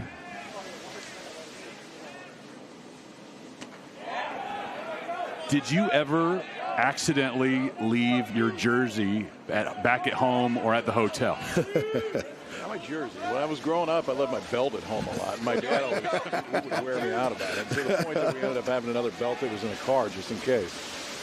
1-1, swung on and missed. So Turley, we were told, would be wearing 11 today because he left his number 1 back at the hotel. But apparently it arrived just in time for his first AB. Okay. Well, if he was wearing 11, if he got 2 knocks, he'd be wearing 11 the rest of the year. At least for this weekend, for sure. 1-2. Unable to bring his teammates around. Turley goes down swinging. Second strikeout of the frame for Colucci. Let me ask you this, as a pitcher, you see that type of breaking ball and you feel good with it. That's back-to-back times that he threw him a nice breaking ball. Don't you know, shouldn't you stay with that until they show you that they can't hit it? Go off of whatever that hitter's swing is. I mean, the hitter's swing tells you what they want and what they don't want. Macias fouling that one off. Some guys make one-pitch adjustments. I mean, especially as you start moving up, but most can't. So, yeah, if the hitter is showing you they don't necessarily want to slide her away, then just keep burying it until they prove to you that you got to do something else. I must have shown a lot of pitchers I didn't like the slider away. Here's the 0-1. Big Hat got away from Ferentz. It'll score Talt. And we are tied 2-2. Pass ball against Ferentz to Knox up. Wow. That changes the perspective of the inning quickly, especially on a swing through on a pitch that didn't look like it was that bad of a pitch to where you can't catch it. I mean, just a fastball that, you know, maybe a little bit up and out of the zone, but not too much. And Ferentz just kind of whiffed that one. Wow. That empty feeling of looking into your glove and finding nothing there. You could feel for the young man in that moment. Then you got to go get it. Yeah. You got to go. At that point, you can't sit and watch it. I mean, you better hurry up and get it. Yep. Well, Macias now with runners on second and third and 2 out, facing an 0-2 count against Colucci.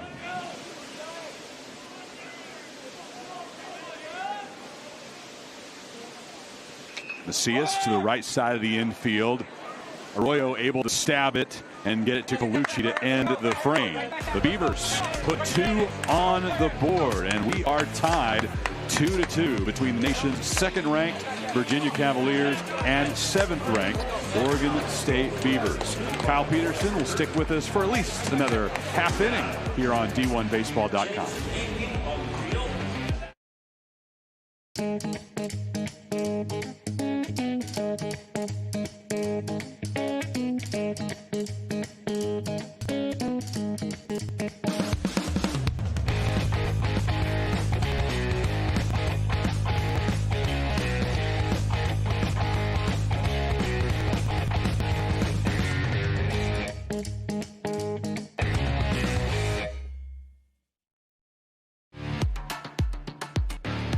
It's time for trivia presented by the Cystic Fibrosis Foundation. Travis Bazzana, the first pick in the 2024 Major League Draft. Where is he from? You have the 4 options there. Lock it in, and we will give you the answer after this half inning. Everybody up here knows. But do you know at home? We will test you a little bit. Picking the draft. You gotta know that. You gotta know.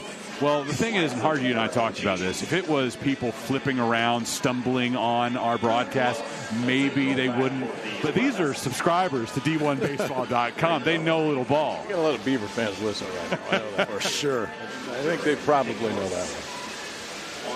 I'm Chris Mikoski. Yeah, we had a really good turnout from Beaver fans as well here in Round Rock, and they'll grow throughout the weekend. I'm Chris Mikoski. Across the way, that's Mike Harge. Kyle Peterson in the middle, the head honcho for D1Baseball.com. I know that's not the official title, but... No, I don't like titles. That works fine. He's bouncing between 2 peak events tournaments this weekend, so you'll see him on the broadcast for the Jacksonville College Baseball Classic tomorrow, most likely, which another really good field. I mean, Ryan Holloway, Nathan Wooldridge, and the team, they never fail to put together a good 4-team grouping, and we've got 4 outstanding groups this year, both this weekend and next. It'd be fun to get down there. I know Alabama Coastal's playing right now in Jacksonville. Ohio State knocked off NC State earlier down in Jacksonville. And you can open up a pair of windows, watch both games simultaneously here on D1Baseball.com. We won't charge you for an extra subscription. Go ahead and take in both. And we'll do a little bit of double box action throughout the evening as well. Keep you up to date as we go forward here in Round Rock. And then looking ahead to next week in Frisco as Didowick pops this one into foul territory. LSU Tigers are the headliners. Tickets are nearly sold out already at Riders Field, and we get to have our buddy Ben McDonald join us on the broadcast all next weekend as well. That's going to be a lot of fun. Good luck with that one. He is the best. He gets a lot of reps right now with my friend Lynn Rollins, who has the best sayings in all of college athletics. That's my biggest regret in working with Lynn, is not writing all these things down so I can make a book and make a few extra dollars selling a collection of Lynnisms. If somebody hits a home run, drop a, you can pucker up and kiss that baby goodbye. Just to make it feel comfortable. Absolutely, yeah. And then he'll just sit back in his seat. No, he's right at home. Somehow, somebody thought it was a good idea for me to be an analyst on college football games while Lynn was doing play-by-play. So he and I have done a lot of games together that way. My very first live college sports broadcast was with Lynn and Stan Humphreys in the booth, and I was the sideline reporter for ULM versus Northwestern State football. Long time ago. We always have there's the SEC rules call every year before the season. Yep. And Lynn always asks the first question. Every single time. I was so disappointed this year because he didn't do it. They were just sitting and waiting. We're waiting for Lynn to ask a question. He didn't do it. Well, he's winding things down. Maybe he's deciding I'm going to let that part of my life be retired. And he was going to pass the torch to you to let you ask the first question. It's not so long. They're like, is that it? Are we done? I'm like, no, I got to ask you. I mean, sitting here for 45 minutes. Luke Hansen grounded out to third base, and the shift is on for him. In college ball, we can still have three infielders on one side of second base, and there are three to the left side of it from our perspective right now. I wanted to ask you about since you brought up the SEC and the thought process of it all. Got him looking. What is your take on Texas and Oklahoma joining the SEC in baseball? They've already run through the gauntlet in basketball and football, so they understand what's the ultimate goal. But now that those two teams are added to that already prestigious conference with great baseball, business picked up a little bit, right? I think what gets interesting is how many teams make the field. Right.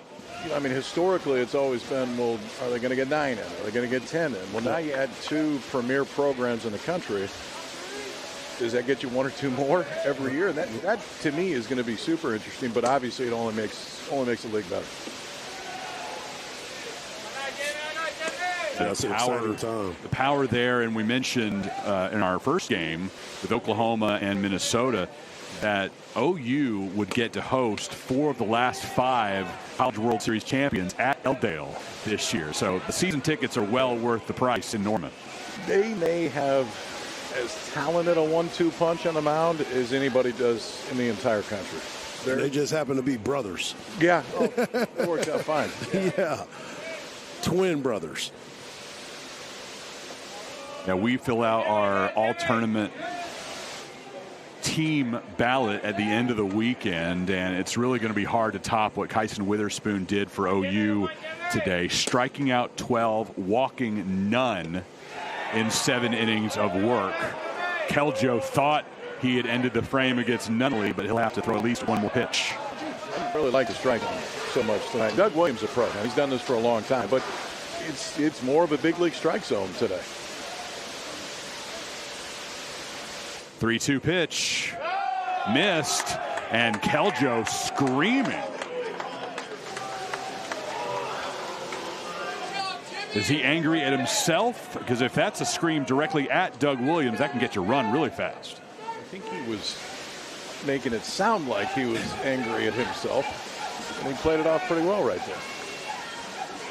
I'm just shocked that he came back with a breaking ball at that last pitch. I'm like, why not go after? It's a number 9 hole hitter for a reason. Go get him. Back to the top of the order for Eric Becker. This is one they're excited about. Becker. I mean, he had a really good fall, just a sophomore, but this is another one. And Virginia's had plenty of them, but he could be a top half of the first-round guy next year. Hit by a pitch his last time up. Now lifts one to right field. Talt out of our view and apparently out of play. Another one over there by UHC. Rolling towards the restroom in the concourse. Did get up in that concourse level. Watching. And Casey Moser earlier today did not give us the signal for an out call out of our view. So hoping that he will this next time it happens. Waiting on the 0-1. Check over to Nunnally. That ACC conference, too, is another one of those tough ones that a lot of folks are going to need to be paying attention to because of some of the teams that you've already mentioned. But, of course, with Virginia being there right now, sitting at the top of it, it's going to be interesting to watch. You had Stanford and Cal. Yeah. Oh, yeah. Stanford, Omaha 3 straight years. Last year they were down. This year they just swept the 4-game series from Fullerton last weekend. So Stanford helps the ACC even more. Last year you get 4 ACCs, 4 SEC teams in Omaha. So right. Obviously it's top to bottom, the 2 premier conferences in the country. The Rentaro podcast series, one of the best things that D1 baseball has done in that space in recent memory. Really enjoyed the storytelling and set the stage for what could be a special season and potentially a special few seasons for him in Palo Alto. Keljo able to strike out Becker to end the frame, lets out another big scream, this time after the K. And sometimes you got to rear back and let them know something every once in a while. Trust the fastball. Tied at 2 through 4 innings. Kyle, you want to stick around or you want to go get warm?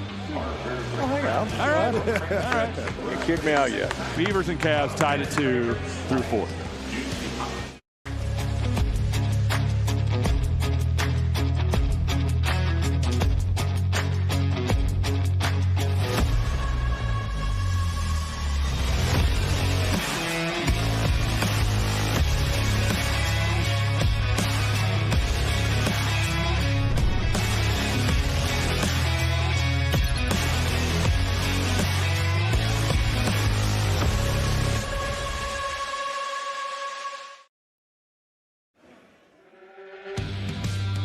Now look at our Cystic Fibrosis Foundation trivia. We gave you the question last half inning. Now time for our answer. A, B, C, or D.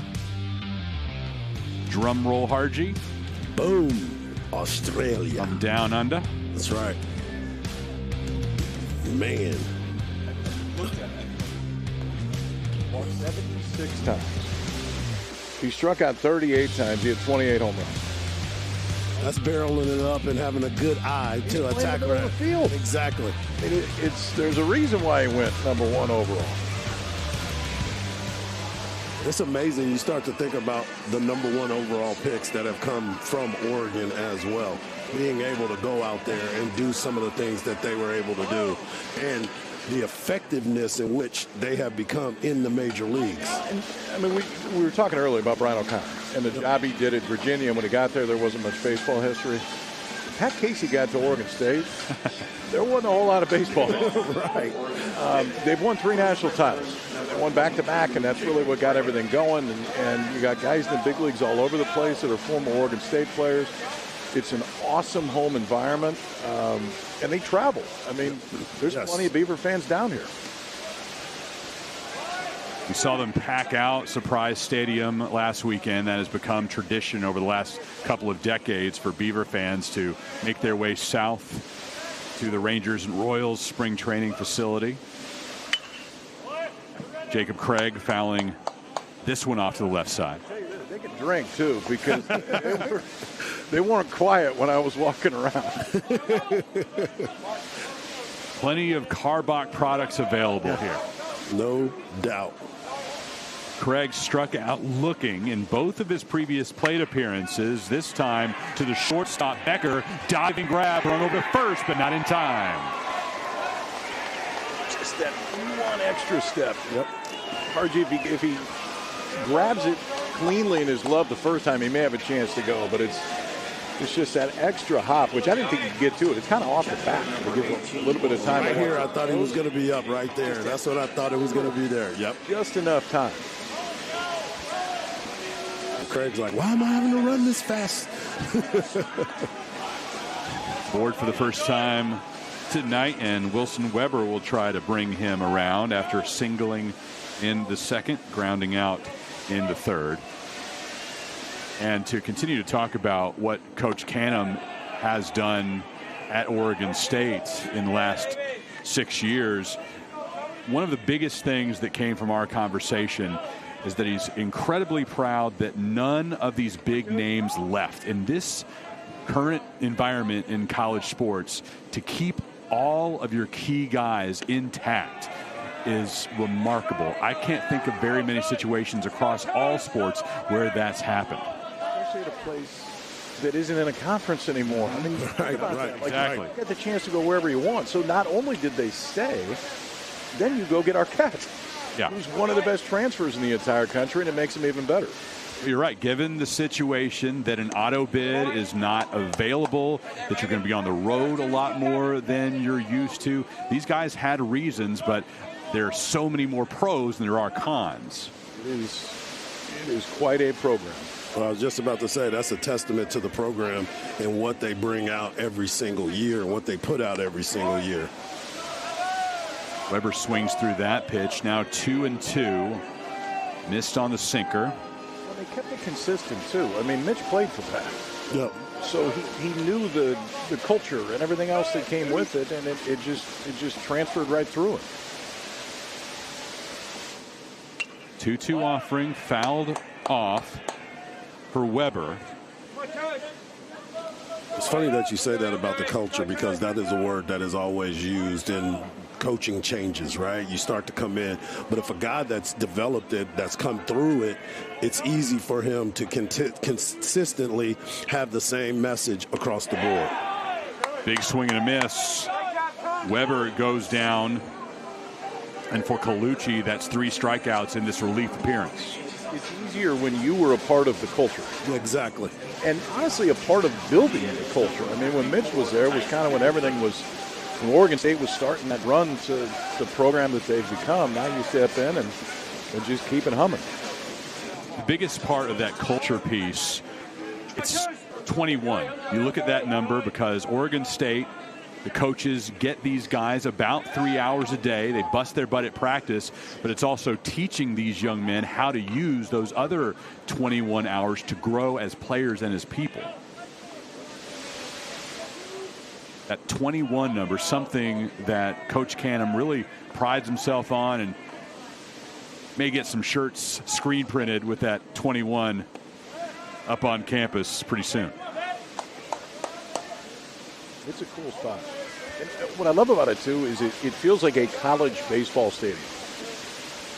This is great. Don't get me wrong. Like, you love coming to minor league ballparks. I love going to ballparks that feel like a college stadium. Yeah, absolutely. Oregon State feels like that.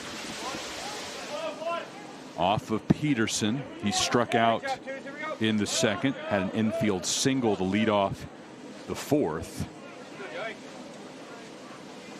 And you get to do a lot of these games, so you've seen a lot of these ballparks. You played in a lot of these ballparks. What are some of your favorite ones to go to? Yeah, and everybody else gets mad.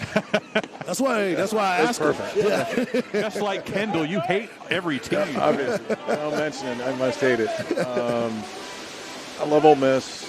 I love Mississippi State. Arkansas is an incredible. Oh my gosh, yes.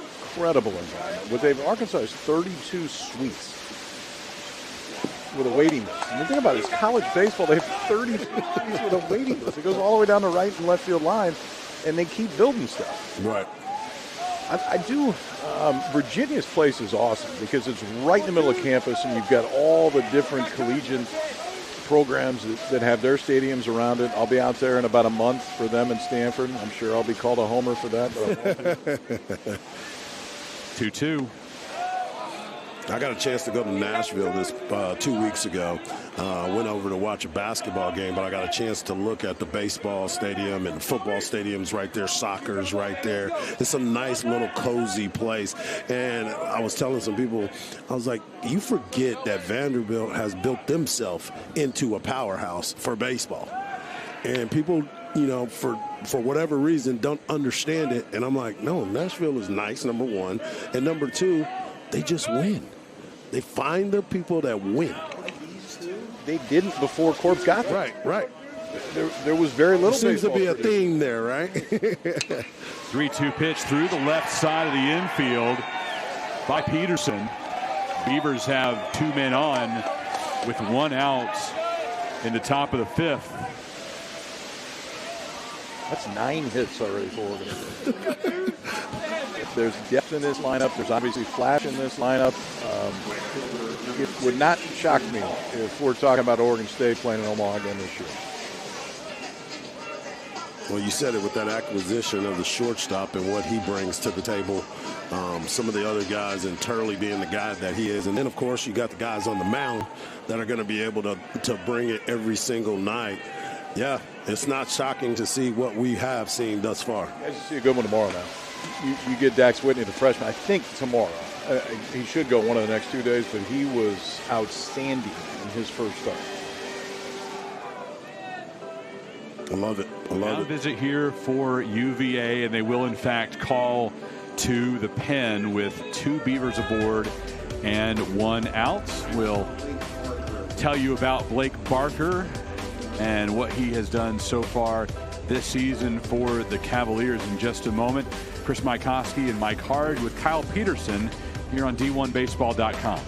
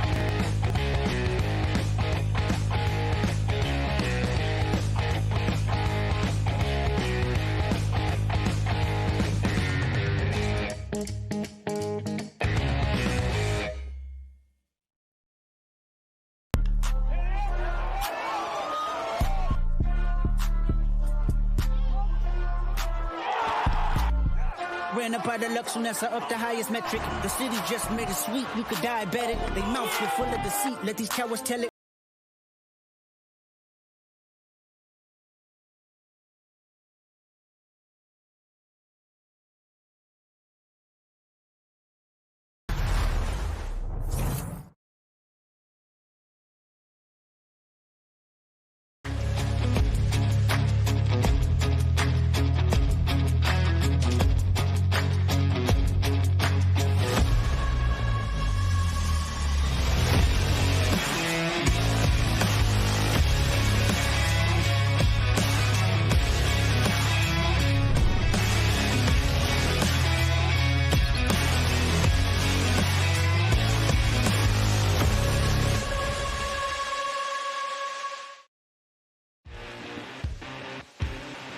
This is Blake Barker for Virginia, the senior transfer from Seton Hall. He got in last Friday on opening day against Michigan just for a third of an inning as Virginia went on to lose that game 5-4 to the Wolverines. Barker was the penultimate pitcher as he gave way to Ryan Osinski for the final 3 1/3. Michigan plating the game winner in the bottom of the 11th. Easton Talt for Oregon State with 2 men on and 1 out. Game tied at 2.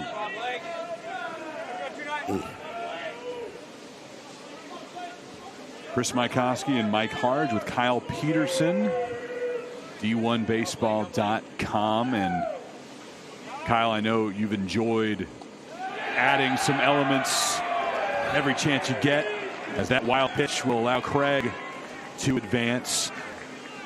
An additional extra offering on D1 Baseball going into this season with added content for the ACC. Yeah. I mean, we launched the SEC piece a couple years ago, and that was really well received. And thought, all right, let's give it a run with the ACC. Not totally influenced just because Stanford's going in the ACC, but it seems like it's been well received too. So you get both. You get ACC, SEC. If you sign up for one, you get them both, and it's just a little bit more coverage of well, a conference that had all 8 teams in Omaha last year. So obviously 2 conferences that played a really high level. Well, not only that, there are also conferences that have added new teams that you get more content with as well, because it's a big-time move for a lot of these schools to merge into these conferences, the super conferences, as I like to say. But the talent that is in there, and, of course, with the transfer portal, you got to try to find some of your guys as well. Missing in, bases loaded for Oregon State, as Barker walks the first man he sees. I mean, obviously, you guys have Minnesota earlier today. How about the Big Ten? Right. The Big Ten gets SC, UCLA, Oregon, Washington to come in. And from a baseball standpoint, obviously, it's big for football. It's huge for women's basketball because SC and UCLA are so good. It's really big for baseball. UCLA's history, SC, it's been a while, but plenty of history. Yeah. Oregon's been knocking on the door to Omaha. Washington was there just a few years ago. My biggest complaint, though, is because of the travel for all of these teams and where they have to go and the time zones. Like, some of these games are so late that it's normal for them because they're used to playing that late. Before the East Coast people, it's a little difficult to stay up to watch your team play against UCLA or USC. A one to Singer through the right side.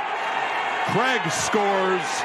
Peterson right behind him. 4-2, Oregon State. Who did that lineup? I think we were talking about it just a minute ago. The bottom part of the lineup, everybody got on base before, turn it over. Now this time Singer does it again. Little fastball inside out, rip it down the right field line to give the Beavers their first lead. And that's the thing that I love about both of these teams, the way that they have this approach that they're not trying to yank the ball all over the place. Hey, wherever you throw it is where I'm going to hit it. I don't care. You can shift all you want to. That was a pitch that like you said, he stayed inside the baseball and did what he needed to do and drove in 2 runs. And like your point, they got 10 hits already. Now you got to deal with Caraway. Exactly. Singer had 4 runs batted in Game 2 against UNLV. Added 1 in Game 4 against Xavier. And now 2 against Virginia to begin the Round Rock Classic. Back to that conference thing. Like, when I was growing up, I grew up in Omaha. Nebraska was in the Big 8. Right. And the Big 8 was, that was a real football conference, and the Big 8 was massive across the country. I understand the money and everything around it. It stinks that the Pac-12 doesn't exist anymore and Oregon State isn't. Right. Because the regionality of conferences to me still matters. To me. I mean, obviously it doesn't. You're not by yourself. You're not by yourself. Just do it for football. The 0-2 missing. And that's what I thought at one point it was going to be. I thought it was just going to be football with the realignments. That way, you still had your rivals, you still had your time zones, and you had a chance for your conference to still exist. But, of course, the powers that be decided they want to make it for everybody. 1-2. Caraway. It's there. Drew Arroyo off the bag with a throw. An infield single for Caraway. Taut scores. It's 5-2 Beavers. It may have had a chance at the plate, but watch Ferentz. The minute he vacates, he thinks Ferentz the catcher. Watch. When he vacates and goes and gets it, now he can't get back into it. Exactly, because he would have been able to make that play. You got a chance. Absolutely. At least get to the ball to where you have a chance to go home, but when Ferentz isn't there, you only have one choice. Left-hander, that throw to first, a little bit difficult. You get a spin and make the throw, and Oregon State keeps the line moving, and now we get to see Arquette again. And I don't think Arquette is happy with his performance thus far, so he might get himself something he can handle. And I've seen some big hacks from this young man today. 2 strikeouts for Arquette in the first and second innings. Then drew a walk in the 4th to bring home a run. The base is full. Chance of leave him in, take him out coming from the Oregon State faithful here in Round Rock. All of them braving chilly conditions. I've yet to check the weather since this one started. There's a reason. Ugh. We don't want to talk about it. The benefit of those who are at home and can't feel this, it is 34 degrees. Winds are at 7 miles per hour, so it feels like 28.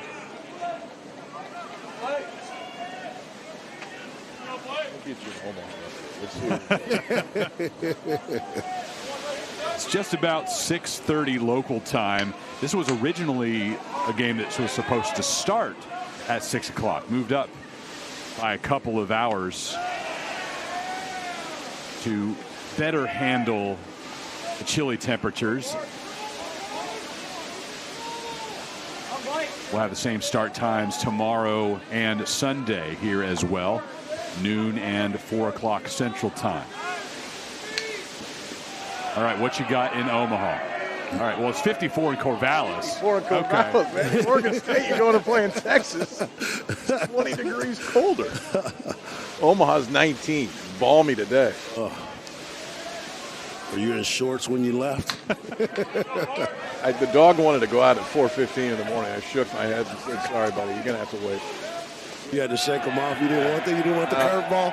He was coming with the heater? Kind of looked at me sideways and said, my son will get up in 2 hours. He'll take care of it. I'm not doing it. 3-0 to Arquette. Green light. Oh, for sure.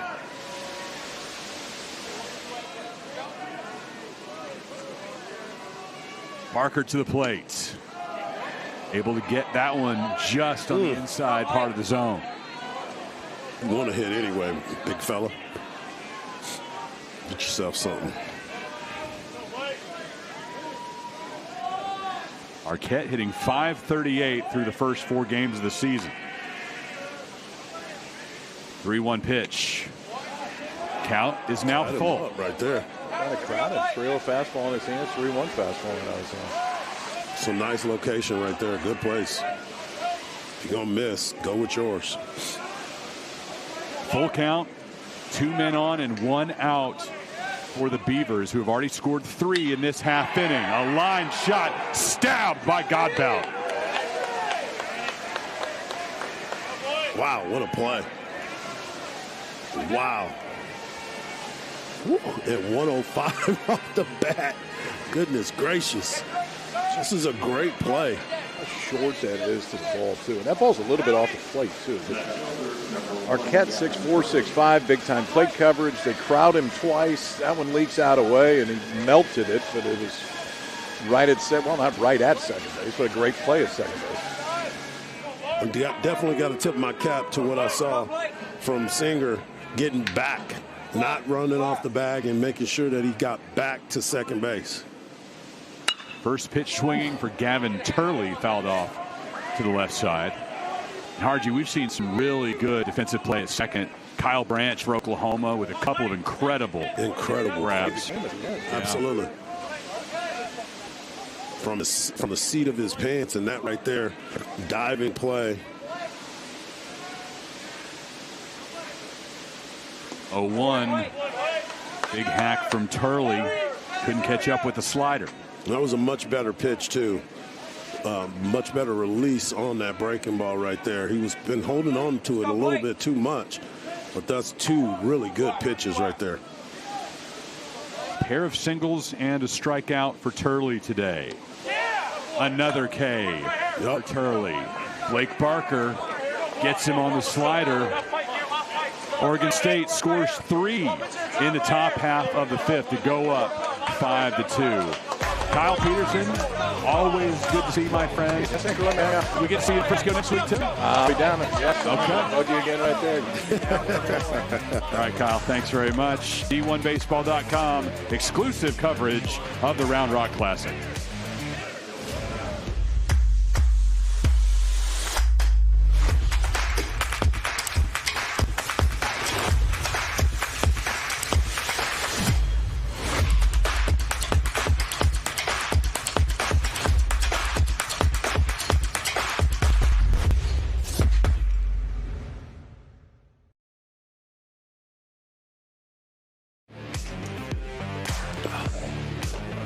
Our friends at Brown Distributing Company are one of our fine sponsors here at the Round Rock College Baseball Classic. They are responsible for making sure that every patron in the building has a Karbach Brewing Company product in their hand if they so choose. It'd be a smart night to do it. I know hot chocolate was a popular choice all day today. Right. But I definitely will be enjoying a Karbach product when we're done with this second game of the day. There are some supplies available in the United Heritage Center, and there's always a big sign on those from Peak Events that says do not touch, but that's because they don't want other people to touch Exactly. it. They want you and I to get our fair share. Absolutely. There's the temp right now here in Round Rock. Again, 34 feels like 31. Those winds blowing between 5 and 10 miles per hour. And that has led, as you see the flags blowing in, has led to not a ton of power on display here. We did have the one home run from Minnesota in our opener that barely cleared the fence. Yeah, it's a tough, one of those tough days to be up at the plate, but good contact. And as we've seen from Oregon State, Oregon State's been able to get 11 hits to push those 5 runs across the plate. Eric Segura, new pitcher for Oregon State, will close the book on Keljo as he went 4 innings, giving up 2 runs on 2 hits, struck out 3 and walked 4 through 77 pitches, 42 of those for strikes. Yeah, Keljo went through some battles, but he was battle tested. Found the strike zone, started getting really intent with his delivery, and focused and got some guys out. Finished strong. Godbout, the first batter he faces, came in on him, able to foul it away. Godbout with a great play over at second base that inning to minimize the damage on a hard line drive by our cat. Segura with the 1-2 offering. Fouled off. Last year, a Pac-12 honorable mention choice. Made 15 starts for the Beavers, posting a 6-1 record with a .493 earned run average. This year, making his second appearance, went out for 2 2/3 in the season opener against the Xavier Musketeers, allowing 1 run on 2 hits, striking out 3 and walking 3, and earned the win as the Beavers started that 4-game extended weekend in Surprise, Arizona.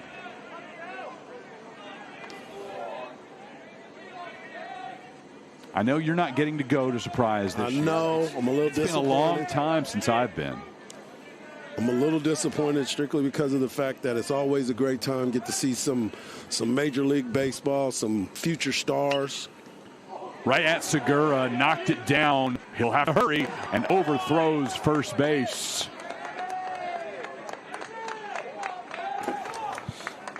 It was a shot back up the middle, and tough play. Definitely got to be a base hit because that's just a line drive right off the glove right there. Base hit up the middle. One thing I was worried about was him trying to make the throw and it getting up into the stands and putting the runner on second base, but it hit the wall and came right back. No harm, no foul, base hit.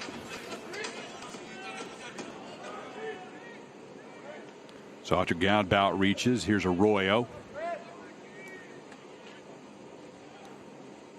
Arroyo had a 2-run single his last time up in the 3rd. Godbout will advance to second as that one gets away from Weber.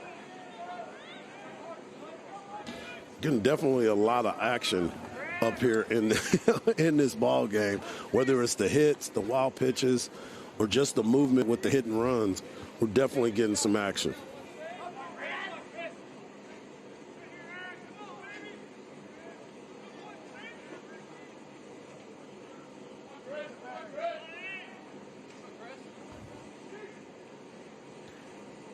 Arroyo, a solid 2-way player for Virginia. If he starts a game at the DH spot, Harji, it's because Coach O'Connor wants him available to go on the mound later. So we should see that at some point this weekend. Yeah, he's a good-looking prospect. I mean, you start to look at that size and that ability. Comes up in a clutch situation, get a big base knock, but then, like you said, get him an opportunity to be on the mound to kind of deliver some quality innings. That's going to be something to pay attention to. 3-2 pitch. Walked him on 4.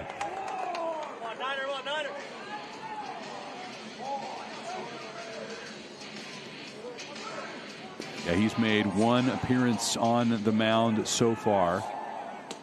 Right fielder number 9, Henry Ford. For UVA. That was in the middle game of the weekend in Puerto Rico against Villanova. And now 2 Cavaliers aboard for Henry Ford.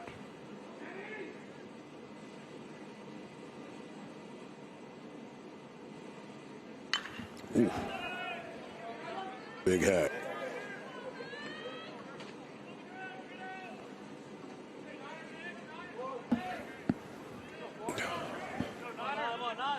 Got to move around up here, Chris. Got to move around, my friend. Mm-hmm. In the course of a doubleheader, I will normally split my time standing and sitting. Not today. Standing, moving, dancing, whatever it takes. Right. I need some better socks. I'm okay everywhere else. I like those shoes, man. Those are sharp. Thank you. Christmas gift from my stepmother. Nice. People have much better taste in footwear than I do. I would never pick these out myself. Ford rather, or as Arroyo is out at second, and Ford reaches safely. So now runners on corners for Virginia with 1 out. They're about to challenge this to play at first base because they believe that there was a double play that was turned. So they're coming out to challenge this. Good turn right there. Strong throw, but it looks like he's safe. If I had to pick, I would say safe. Before we even look at the rest of it, I'm going out on a limb and saying that the call stands. The first time that our umpires have gone to the official review system this weekend. They will see exactly what you see. Here on the broadcast, we will provide replays to them from our D1Baseball.com production.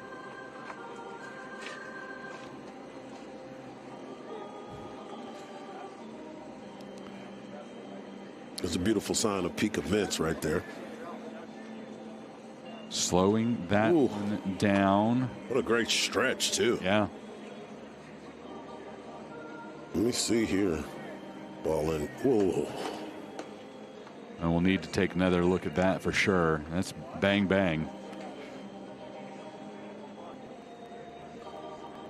Everybody froze on the line drive, but you were able to get there and make the turn. Yeah, I'm going to go ahead and stay with my call of safe.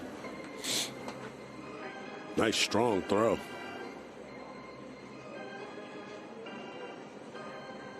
Yeah. Going with safe. But I do like the fact that you do have the option to be able to challenge a play, especially in this situation. This is a big matchup. And we talked about it before. Their hashtag is best outside of Omaha, so they want to give you that type of feel where you can challenge some things. And I think this has become the norm now, but Peak Events was the first to do it for these neutral site early season tournaments to allow for official replay. He is safe at first base. Call stands after the Oregon State challenge. So runners on the corners for Virginia, trailing by 3, and Jacob Ferentz represents the potential game-tying run.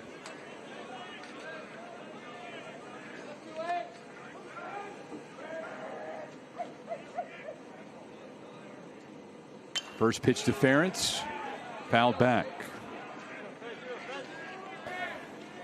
Ferentz struck out in the first, walked in the third.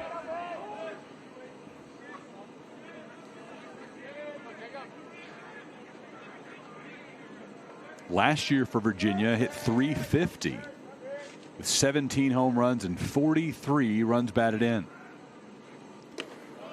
0-1 pitch, missing high. Good look right there. Ferentz. This is somebody, Harji, that Virginia didn't expect to get back on the roster this year. Had some eligibility returned to him as he spent 4 years at a Division III school, Salisbury, before making his way to Virginia. But with different decisions across the NCAA, some of the lower level student athletes that played in Division II and Division III and had made their way up to Division I now have an opportunity to play some more. Goes down swinging, his second time to do that today. So much life on that fastball with some sink to it, with that three-quarter delivery, 94-mile-an-hour fastball that these guys just aren't being able to catch up with. Brings up Aiden Teal. And this was probably the favorite tidbit that Coach O'Connor shared with us on Thursday, is that Teal blew out his elbow junior year of high school.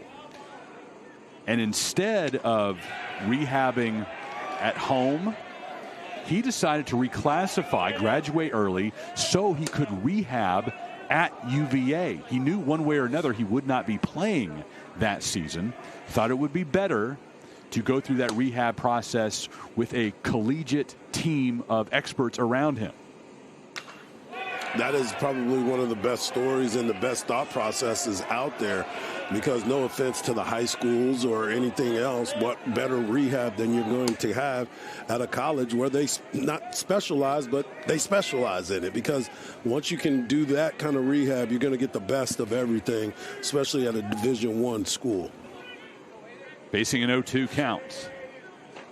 Teal watches that one go past well outside. Oregon State fans not happy. You know what I've learned throughout the years? Number one, fans are never going to be happy. Number one. But number two, I always watch the reaction of the catchers. Yeah. If the catchers will tell you if it was a strike or not. 1-2 with 2 out. Into foul territory, beyond the sweets. I do like that story for Teal. Yeah. The thought process, his brother went to school there, so he knows that he would be getting the right rehab. He would be able to spend some time with a family member during those tough times when you're pushing through those therapy sessions. Fouled off to the right side. Great choice.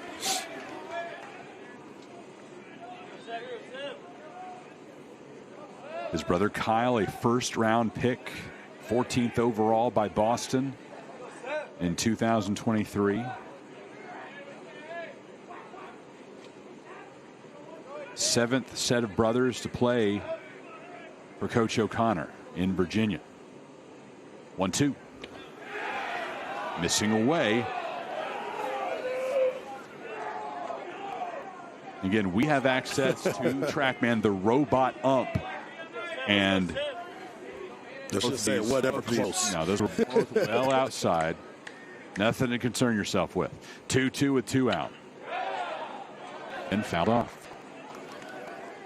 It's not barely missing. They're well outside. They're well outside. Yeah.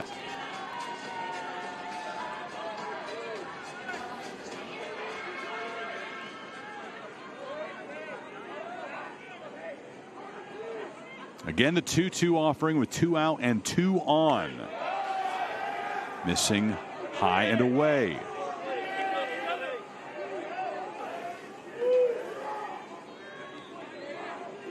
Got a full count here. Runner in motion. The 3-2. Big swing and a miss on 95-mile-per-hour heat from Eric Segura. Wow. Some good life on that fastball. As you said, 95 miles an hour. Big pitch, big situation, and he delivered.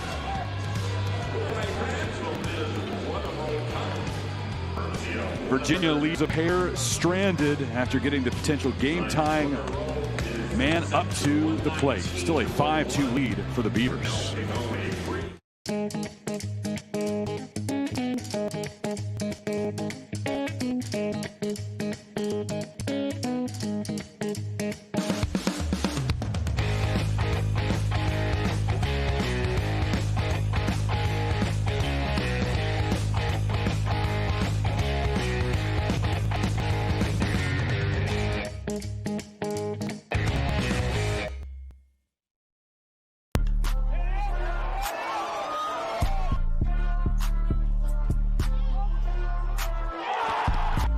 Ran up out the Lux, that's up the highest metric. The city just made it sweet, you could diabetic. They mouths were full of deceit. Let these towers tell it, walking New Orleans with the etiquette, the LA yelling. Oh, man. Second bad, but somebody got to do it. My foot on the gas, somebody got to do it.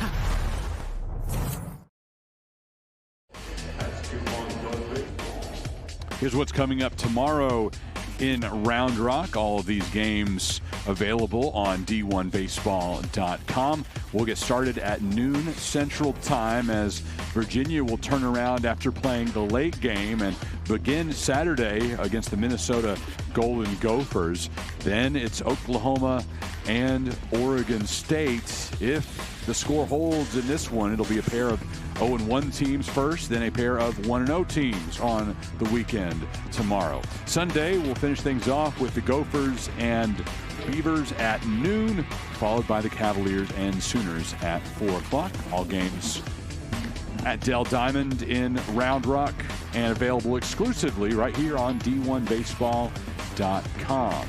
Underway in the top of the 6th inning. Oregon State will send up Dallas Macias, Jacob Craig, and Wilson Weber, looking to add to their 5-2 lead.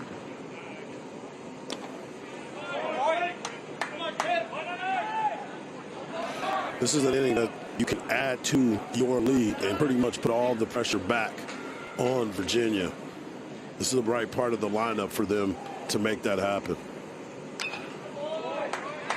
Macias walked in the first, singled in the third, and grounded out to first base in the 4th inning. On the other hand, this is a great opportunity for Blake Barker to go back out there and really find his delivery to make sure that they can't get things going.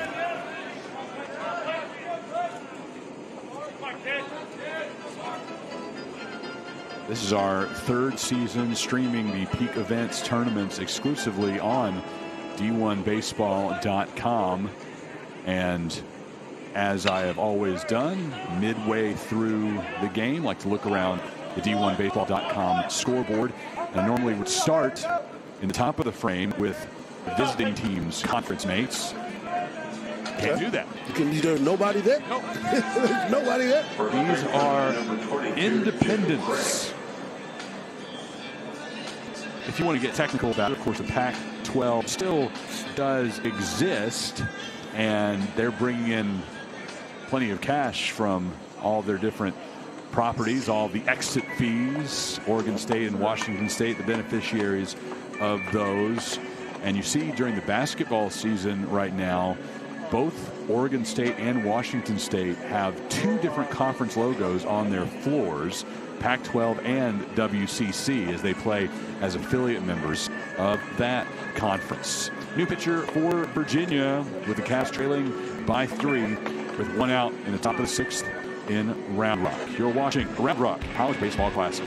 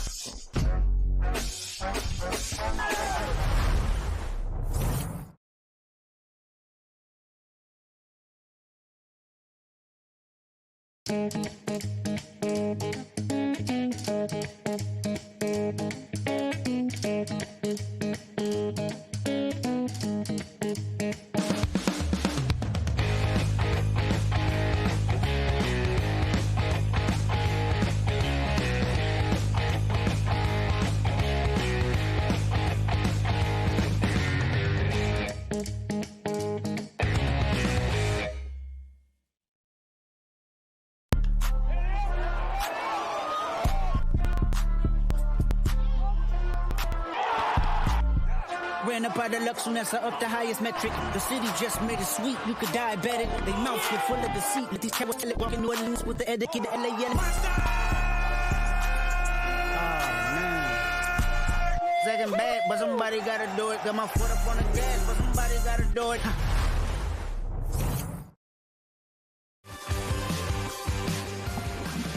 Wes Arrington, new pitcher for Virginia, making his first appearance as a Cavalier. 6'4" righty grad student who previously played at the University of Lynchburg and helped that team reach the Division III national title game last year. Went 10-2 with a .386 earned run average in 16 starts.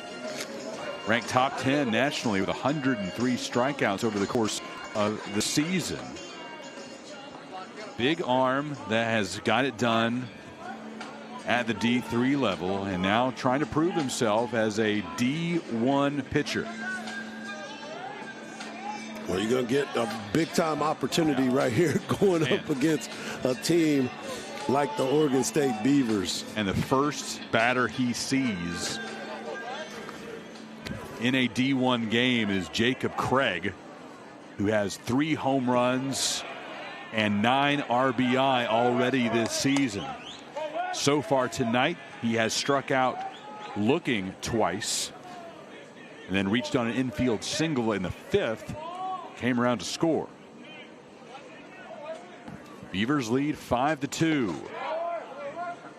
Another big hack by Craig.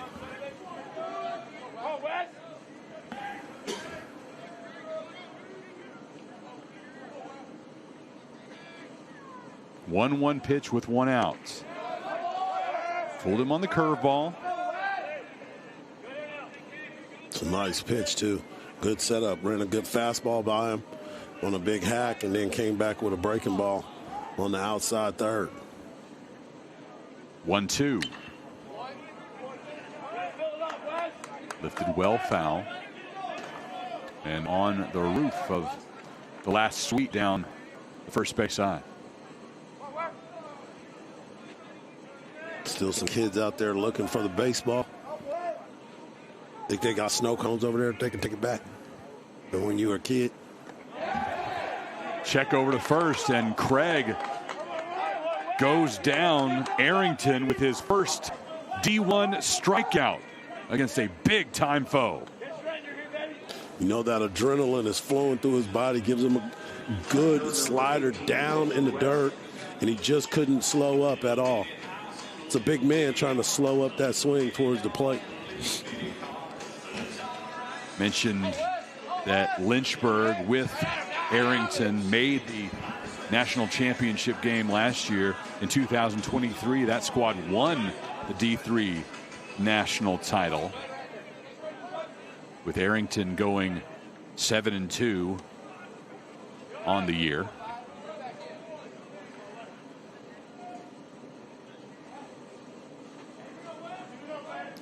I like that you said that about looking around and trying to find the Pac-12 scoreboard. Not there right now. No, it'll return.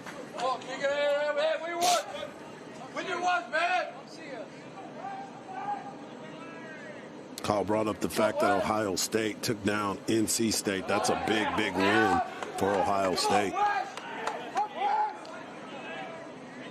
And I have to correct myself from earlier. I mentioned that Oregon State and Washington State were playing basketball this season as affiliate members of the WCC. That's the God Bout and on to Arroyo. But Washington State is not playing baseball as a WCC affiliate member. They're in fact playing as an affiliate of the Mountain West Conference this season. Well, Pac-12 foes, the Cougs and the Bees, will meet in early March in Corvallis.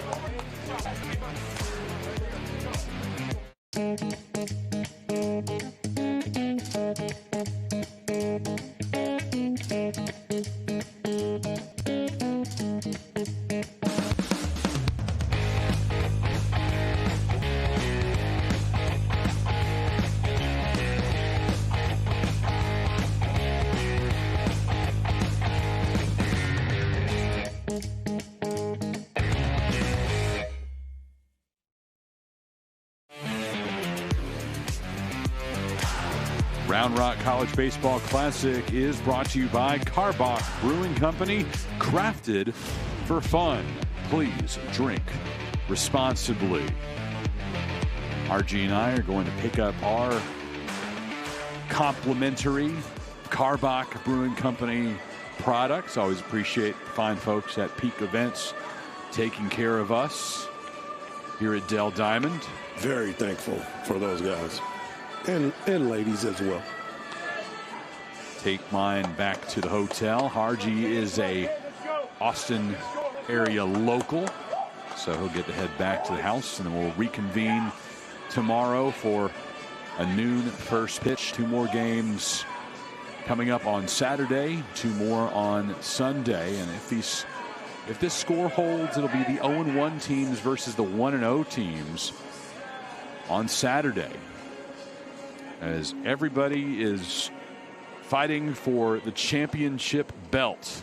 We'll show that to you tomorrow. But Ryan Holloway, the president of Peak Events, showed it off to the teams during practices yesterday. Said, this is what you're fighting for. This can go in your trophy case back home. It is truly beautiful. It is a WWE style championship belt that goes to the winner this weekend. Yeah, the first year that it was brought out, it was kind of funny watching everyone's excitement when they found out that it was a belt, and then the conversation that was being had about the speeches that were going to go.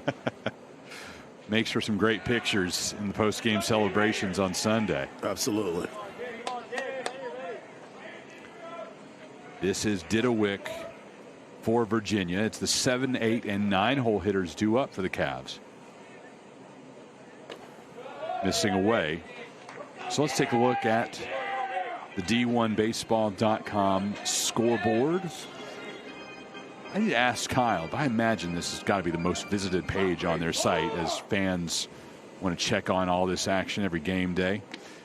The ACC scoreboard, to be specific, with Virginia at the plate.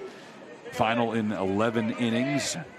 Notre Dame beating Iowa 2-1 today in DeLand, Florida. 3-2 now the count to Didowick. Pittsburgh wins 6-1 over Monmouth. That one in Cary, North Carolina. At the Jacksonville College Baseball Classic, another Peak Events tournament.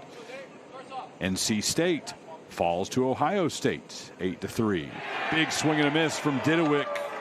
The power hitting DH is 0 for 3. Another good breaking ball right there. That slider seems to be the pitch of choice by a lot of these pitchers. It was down and away, and he missed it, swung over the top of it for the catch. Third strikeout for Segura in relief. Georgia Tech at home against Marshall. Yellow Jackets win 12-1. Duke hosting Cornell. The Blue Devils ranked 17th in the nation. They lose to Big Red 11-8. Clemson at home. Tigers are ranked 14th in the country. They beat Virginia Commonwealth today 6-2. Wake Forest is number 13. They're hosting St. John's, and the Demon Deacons earn a 7-0 win to open up that series. Tapped foul by Hansen. Other games in progress around the Atlantic Coast Conference. It's not looking good for the Penn Quakers in Tallahassee, Harji. Uh-oh. Florida State ranked number 9 in the nation. As Hansen goes down swinging. 4 strikeouts for Segura. And 4 straight, in fact. Segura has a strikeout with his slider, and then he just hit him with the curveball at 82 miles per hour. Big time pitch for this young man. Oof. So at Mike Martin Field, Dick Hauser Stadium, it is the Seminoles 24, the Quakers 2, top of the 7th inning. You know, I know that a lot of times you have to agree upon it at home plate. But I think that every game it should be agreed upon at home plate. I know that these coaches want to be able to get their guys reps and be able to have some innings for some of those pitchers. But what is the true meaning of it all? You should be able to have a run rule in every single game in college. It is weird to see this as a non-conference game between ACC and Big Ten foes, but Stanford is leading Washington 2-0, top of the ninth in Palo Alto. That's just jarring. The Big Ten's Washington Huskies against the ACC's Stanford Cardinal in a non-conference affair in week 2. Miami is hosting Princeton at A-Rod Park. Hurricanes up 2-1, bottom 3. Boston College is in the Big Easy. The New Orleans Privateers and the BC Eagles scoreless. They are just underway at Maestri Field. One more game that has yet to begin. 3-2 pitch with 2 outs. 3 strikeouts on the inning for Segura. Didowick, Hansen, and Nunnally all go down swinging. Rearing back and throwing 94 miles per hour to retire the Cavaliers. We'll complete that ACC scoreboard in just a moment. Oregon State leads 5-2 in Round Rock.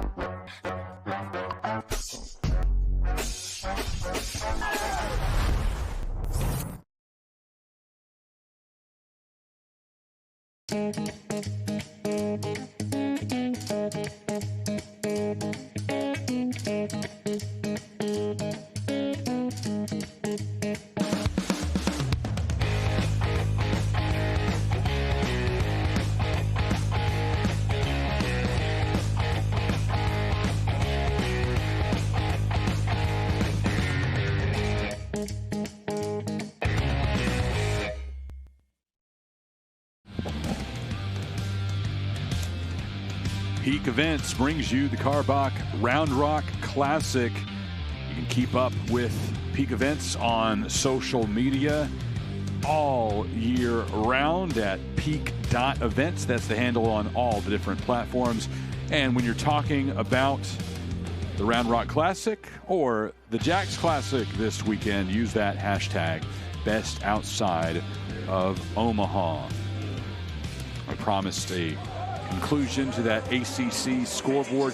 One game has yet to begin. It'll start in about an hour in Berkeley as Cal hosts Houston. Houston Cougars were scheduled to play these Oregon State Beavers on Wednesday right here at Dell Diamond, but it was chilly to say the least, and the game eventually was canceled. The time changed at first, went from 6 to 1 in hopes of staying out of the worst of the weather.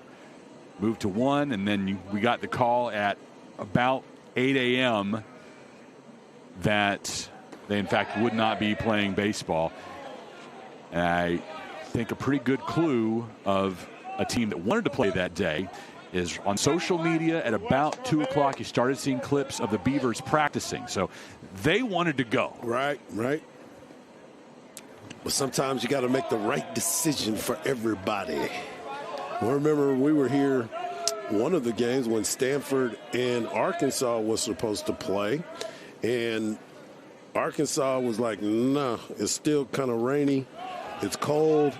This is not what we came down here to do. So they ended up moving the game, and we ended up having 3 games the next day, with Arkansas and Stanford being the marquee game that day. Sunday tripleheader to close things out. Tice Peterson lifts one to left center in front of the track. James Nunnally. Gave it a ride out to left field. Nunley was able to track that down in left field. Got a good jump on the ball and actually had to hold up because he almost overran it. He was flying out there.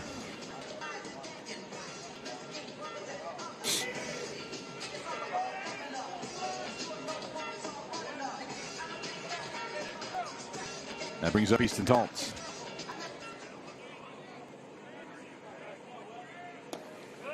By the way, one other ACC game was scheduled for today. It was canceled. Virginia Tech scheduled to host UNC Greensboro. They'll try again tomorrow. The game that kind of shocked me was that Cornell and Duke. Yeah. I mean, Cornell going to Duke and handling business, getting a victory 11 to what was that, 8? 11-8 final, yeah. See how Big Red did it today. In Durham.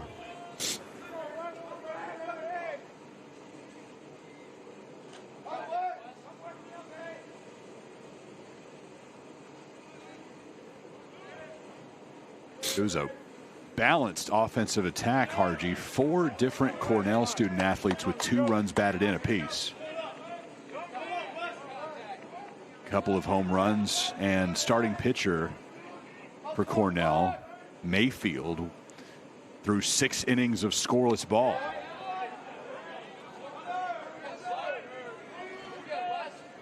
Yeah, it's pretty didn't cool. Get their runs until the 7th and 8th.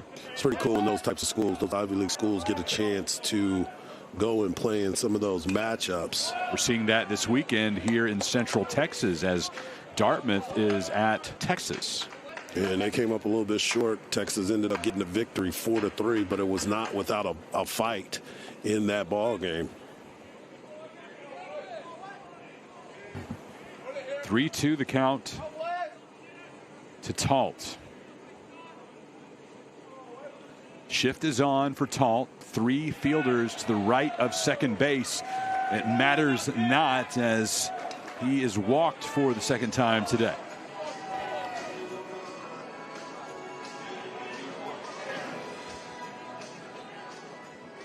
Patience at the plate. Got to be able to get on base and set the table for the rest of these guys. Singer coming up right now. Got a 2-run base hit to right field in a clutch situation to kind of get this party started. Oregon State scored 3 in the 5th. That 2-run single by Singer, followed by an RBI infield single by Caraway. Puts us where we are now, a 5-2 advantage for Oregon State.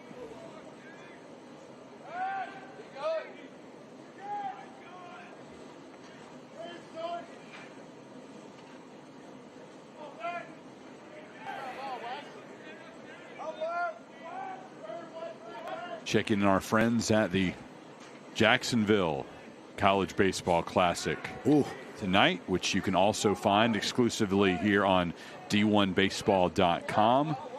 The nightcap is Alabama and Coastal Carolina. 5th inning, and the Tide leads 2-1.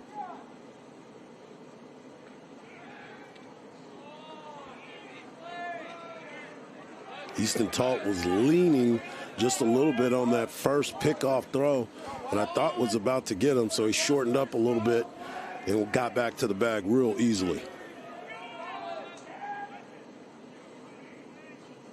0-1 pitch. Missing away, and just as that score left my mouth and hit your ears, Bama added 2 more runs. So 4-1 Alabama now. 5th inning. Is that the Jumbo Shrimp Stadium? It is. I like that. That's the one thing about the minor league ballparks. You get some pretty cool names throughout their time. You up in Frisco, you get a chance to go to the Riders. They have different types of nights throughout the season. Same thing here in Round Rock. They have different nights. I think I've got every hat of a night that they've had out here. with our schedule today, I didn't get to the souvenir shop. I'll probably pick up a new hat. I do have Express hat, but it's kind of dated now. Might need a new one. Sliding in to second is Talt. Gets past Godbout. Stolen base. And Oregon State has a runner in scoring position and a 3-run lead. Got a really good jump on the steal. Went in head first, and if he almost popped up and was going to look to go to third, but by the time he noticed where the ball was, it was a little too late. So you mentioned it, the Frisco Rough Riders. That's my hometown minor league team, and a lot less expensive of an option as Singer goes down looking, was about to throw his bat towards the dugout before Doug Williams rang him up. And that ball did catch the strike zone from our track man that we get a chance to see. It was a very live fastball sinker, 89 miles an hour right there on the corner.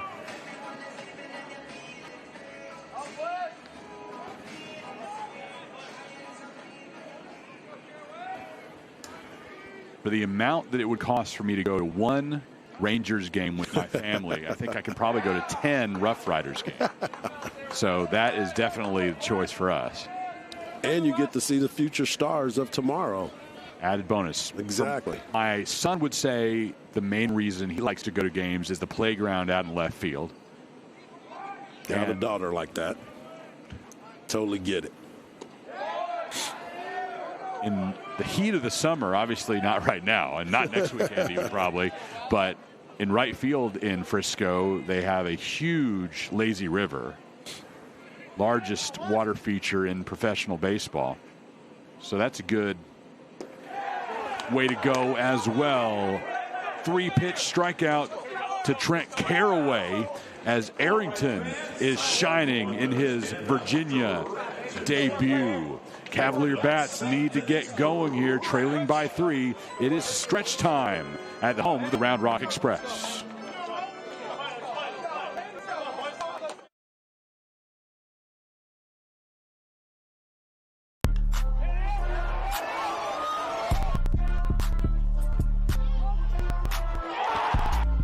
Been up by the luck soon as I up the highest metric. The city just made it sweet. You could diabetic. They mouths were full of deceit. Let the shower take.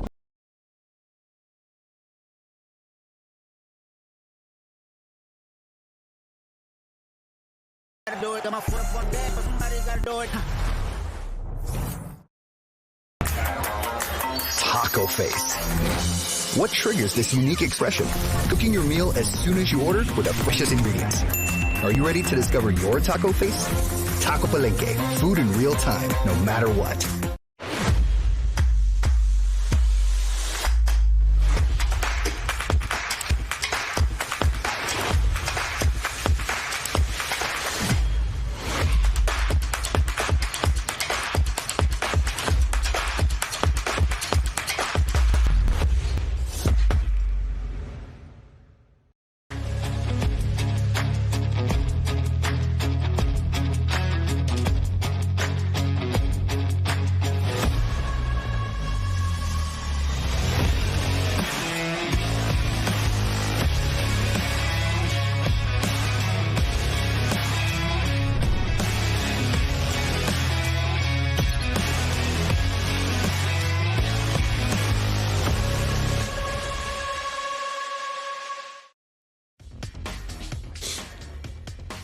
Top of the order for Virginia in the bottom of the 7th. Eric Becker, Henry Godbout, Chris Arroyo due up for the nation's 2nd-ranked Virginia Cavaliers, facing the 7th-ranked Oregon State Beavers. First top 10 matchup of the season, which just began a week ago today. Oregon State as an independent this year. I asked Coach Canham about the process of putting together a set schedule. He said it wasn't overwhelming. He said it was exciting. Now, it wasn't easy, but it was kind of fun, he said, to make all these calls. He seemed to talk to almost every coach in the country. getting to know people, figuring out if a matchup would be a good fit. Wanted to play as many Q1 teams as possible, really loaded up as he figured out more and more about how RPI would work for his team, playing as an independent squad. Leadoff single for Becker, his first hit of the day. You know, the funny thing is, you talked about making all the calls and getting a chance to talk to these coaches about scheduling games. I don't think it's more of the fact that Oregon State didn't want to play them.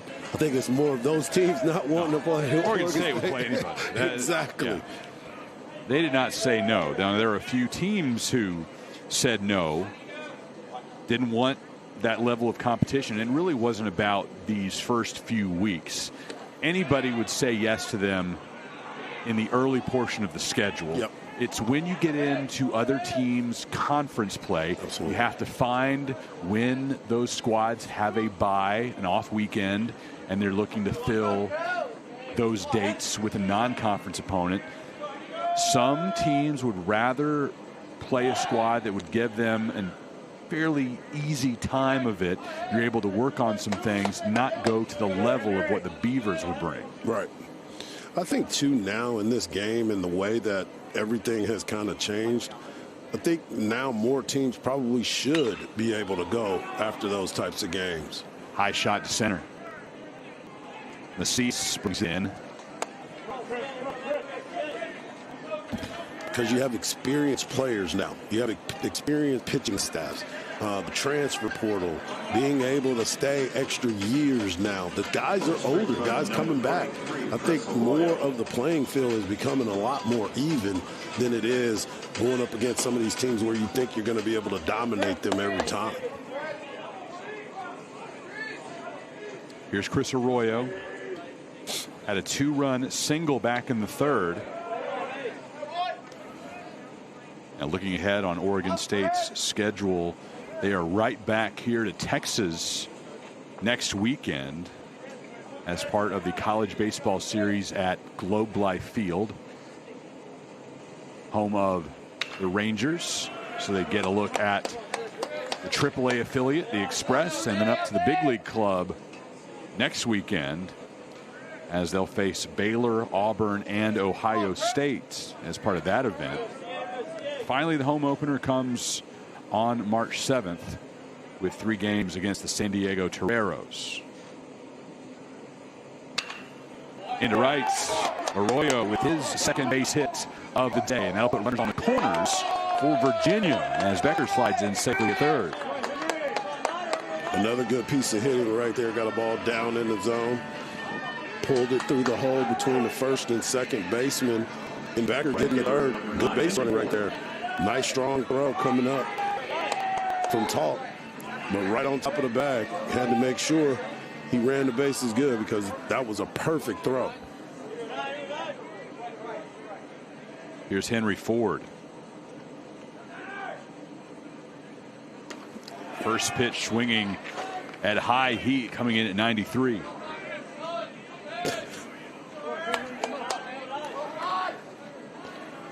He did chase that one. He was really trying to get up there and get that one. Trying to tie the game up. Segura on the bump. He's worked 2 1/3. Scattering 3 hits, not allowing a single Cavalier to score.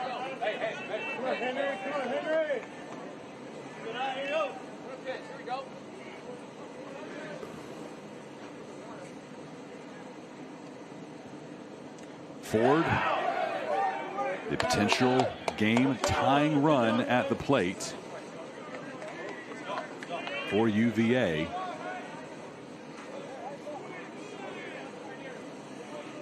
Another great breaking ball right there by Segura. But he was able to foul it off. Ford was able to foul that pitch off. 0-2 pitch coming to Ford. Fouled off. Right here, I would try to throw. I would either throw a breaking ball right here or I'd try to throw that elevated fastball because he looks to be able to chase that pitch up in the zone. I'll try to raise his eyes once again, especially with an 0-2 count. The 0-2 again. Got him looking. There's that breaking ball.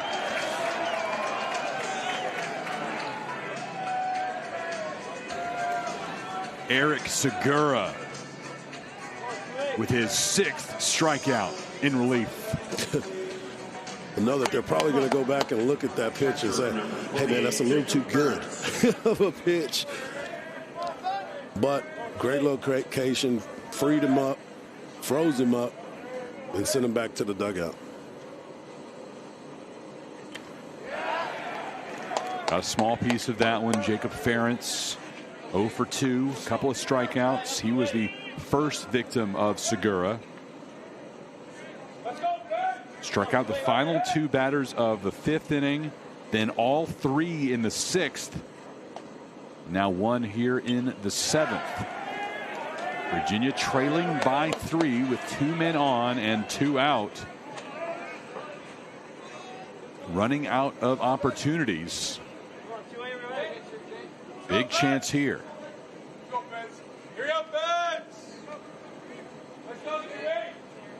And another good pitch to hit. He's probably mad at himself right now. Missing high.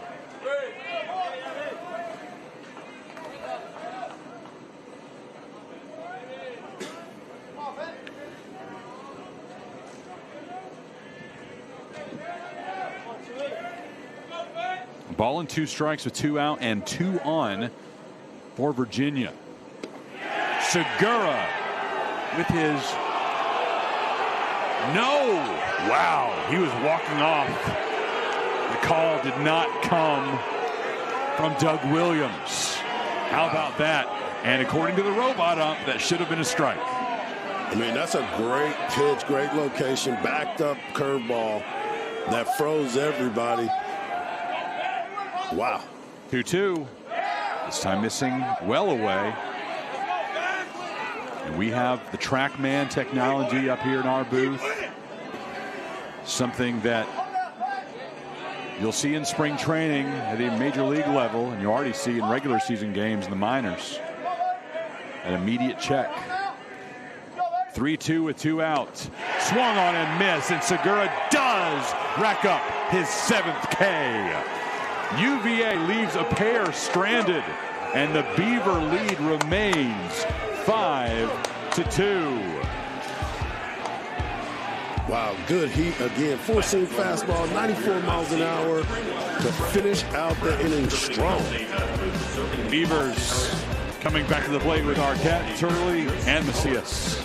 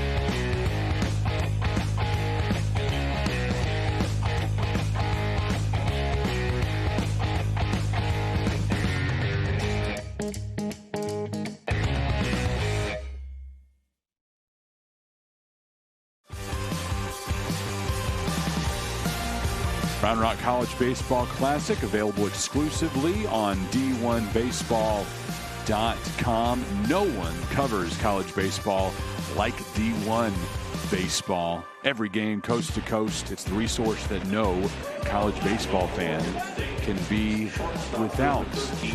Head to the front page and do some reading after our broadcast tonight.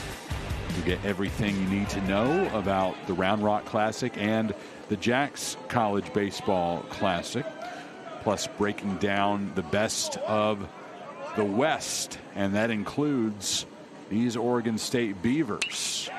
Lifting one to center field. It's Arquette backtracking. Teal watches it bounce in front of the wall.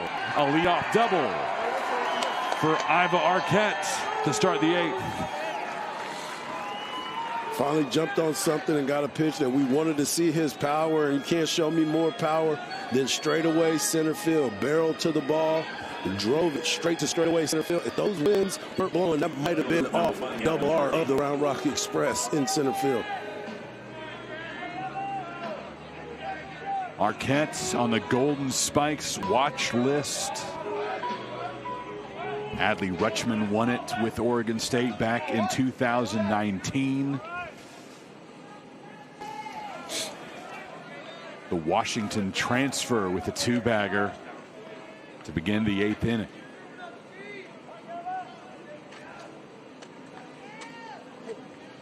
Coach Canham said that Arquette has really started to embrace the family atmosphere here at Oregon State. It took him a little while to open up, but it started to make some connections. And I think it's pretty clear for ball players, if you go out and do the things that he does, you're going to make fast friends. 100%.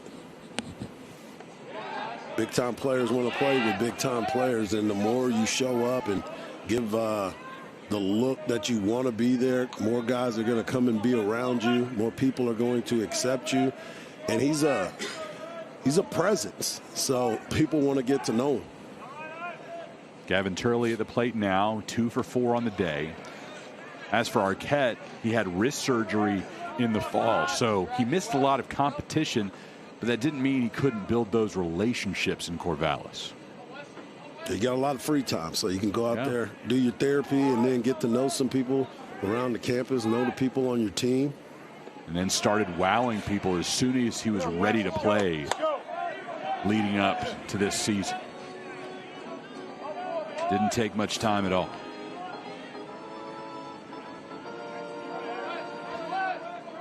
First home run as a Beaver came in his first game as a Beaver, the season opener against Xavier, which with a shot that was just a little bit longer than what we just saw. Harji, a 2-run bomb to center. This one falling a little bit short of the wall, results in a double, and now Turley is aboard with a walk. Center fielder number 4, And Dallas Macias steps up to the plate. He's 1 for 3.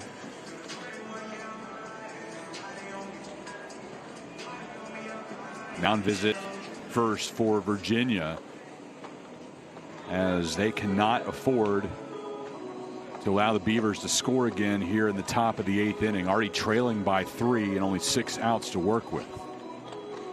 Yeah, one of the things I'm sure he's going out there to talk to him about is we can't help you if you're continuing to walk people. Give yourself a chance. Give your team a chance.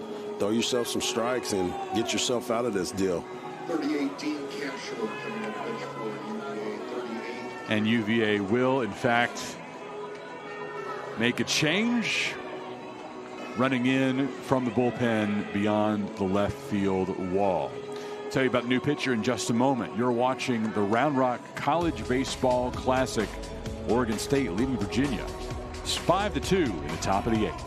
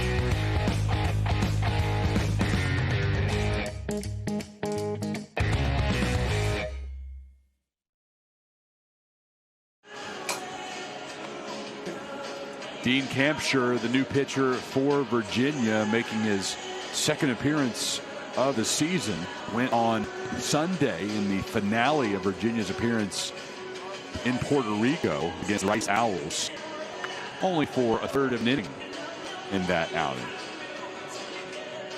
Now faces a no-out, two-men-on situation with his team trailing by 3, the nation's 7th-ranked Oregon State Beavers. Iva Arquette doubled to lead off the 8th. Standing at second, Gavin Turley walked and is at first base. Big 6'5" lefty. Got to keep him off balance. This bunt situation here. Try to extend more runs here. Oof. Big man getting Macias to offer that first pitch. Oh, it's the 8th inning.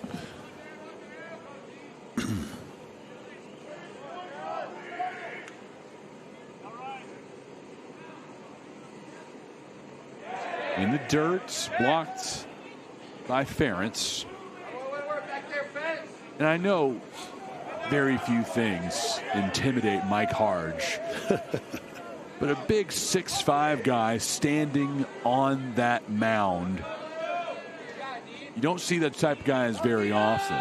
And when, especially somebody who can bring big heat from that height, it feels like it's on top of you in a split second, the way he extends off the mound. Yeah, the one thing you're going to make him be able to do, especially with a guy like that, you got to show that he has to be able to throw strikes. You got to be patient with him. You know, he got a first pitch fastball, took a big hack at it. Then he came at him with the breaking ball for strike 2. And now, you know, now you're in defense. 1-2. I have to go back through my notes and find this because I'm drawing a blank. There are far too many basketball games this year on my schedule. And I say that jokingly because obviously I'm thankful for the work. But there was a forward on one team I called this year who previously had played baseball. This guy stood at 6'8". And I saw that in his bio that he was a baseball player who decided to, it was not working out for him, move over to college. And it's exactly what you said. You know, this is Randy Johnson-esque, his height, but he just couldn't throw strikes. Right. You got to make sure that you stay in the strike zone and make them throw strikes, because a lot of times it'll be a little difficult for them to be consistent with that release point. And Campshire walks Macias, first batter he faces.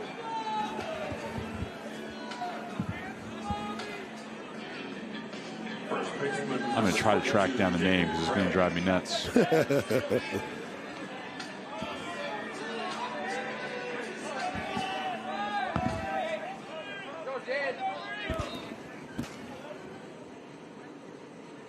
First pitch to Craig with the bases full. Wow. Craig has struck out 3 times today.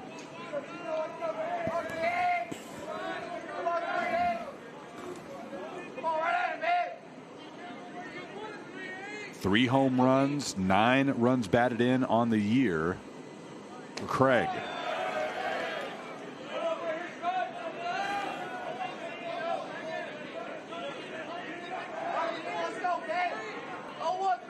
These are situations here where coaches start to see who they can trust in certain situations, who is going to be a guy that they can lean on to get this guy out, that guy out. Into right field. That'll bring home a pair of Beavers. No, he'll be held at third base, so just one. Arquette scores. Turley stopped at third base. Oregon State extends its lead to 6-2. Oregon State is just a team that can flat out hit. They're going to put the ball in play. They're going to make you make plays. And here they are sitting with 13 hits in a ball game. And it's 6-2. Number 18, Wilson Weber.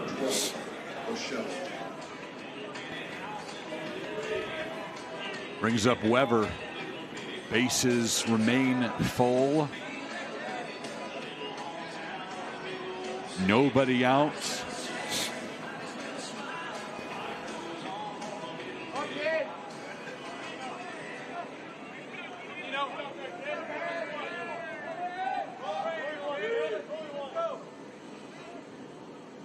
First pitch to Weber misses away.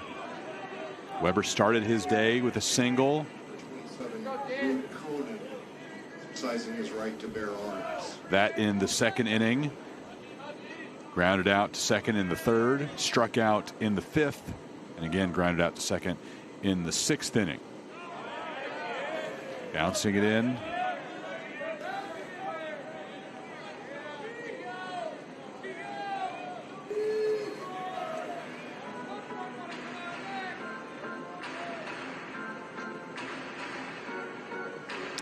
This is one of those situations where Ferentz is going out to let him know, again, you got to settle down, got to give us an opportunity behind you, because the one thing that we cannot defense is walks. And I know he's out there, no pitcher is going out there to try to throw balls, but he's got to figure out that release point and try to challenge these guys, because if you stay behind against a good hitting team like this, they're going to make you pay.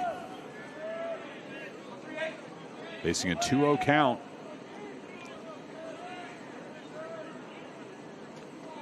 Wilson Weber taps that one foul. Campshire missed 2 full seasons. No action as a true freshman at Virginia. Then sat out 2023 with an injury. Returned last year and made 18 relief appearances with a 3.48 ERA. Now his second appearance of this season. 2-2 as Weber puts that one into the parking lot.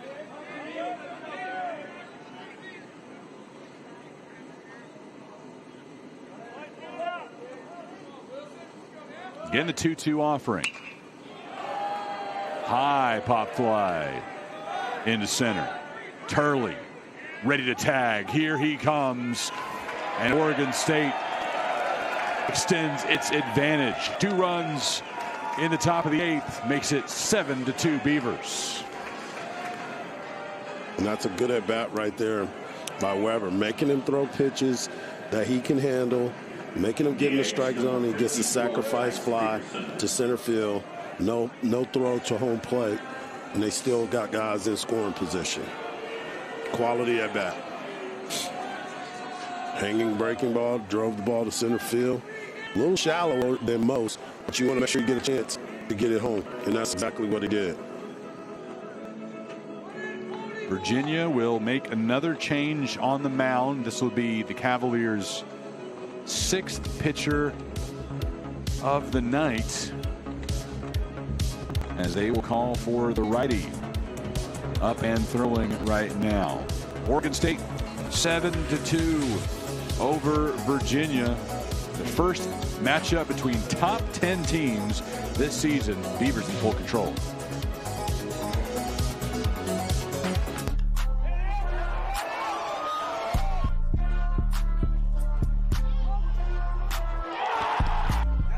Ran up by the Lux when that's up the highest metric. The city just made it sweet. You could diabetic. They mouths were full of deceit. Let these cowards tell it. Walking.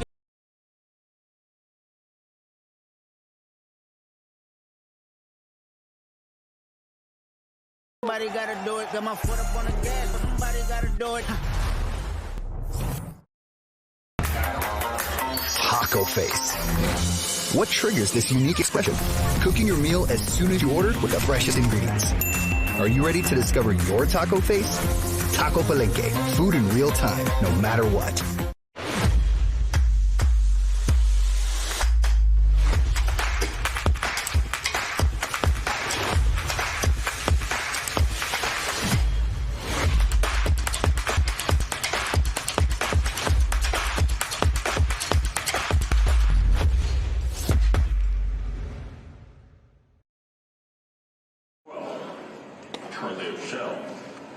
Charlie O'Shell makes his first appearance of the season for Virginia last year as a true freshman. appeared in 6 games, totaling 3 innings of work with a robust ERA of 21. 3 strikeouts in that action. He's got one job here, and that's to come in and get outs. You know, you got yourself set up in a position where you can get a double play, get yourself out of the inning. But you want to make sure the most important thing is to get ahead and throw strikes. You don't see ERAs that big that often, so how would you say that? Would you say 21? Would you say 2100? I would say 21. Okay. Yeah. There we go. Big. Because it's a huge number. 21.00 on the ERA last season for O'Shell. There you go. And he enters with Oregon State looking to add more in the top of the 8th. They've already plated 2 in this frame. 1 out. Tice Peterson due to the plate. Already a pair of hits for him today.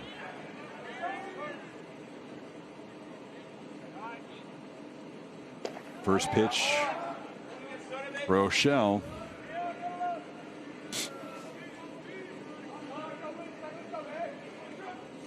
Good fastball right there.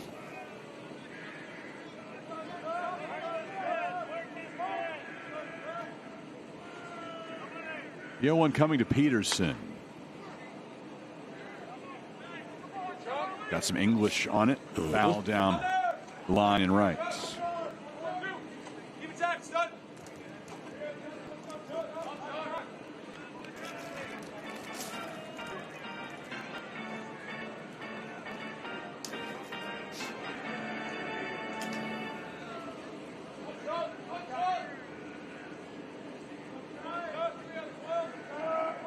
Top of the 8th on a chilly night in Round Rock, Texas. Big hack. 90-mile-per-hour fastball from O'Shell. 2 out. Perfect example of what I was talking about. He's coming in and throwing the ball around the plate, making guys put the ball in play, trying to attack it, and just overpowered him and threw a high fastball. But you got to be around the plate for them to even want to offer at it.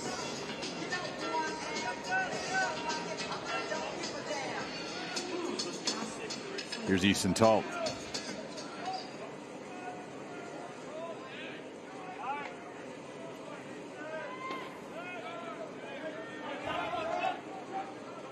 So here's some good news. Come on.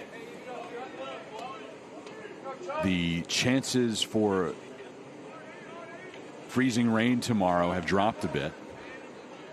Now down to 15%.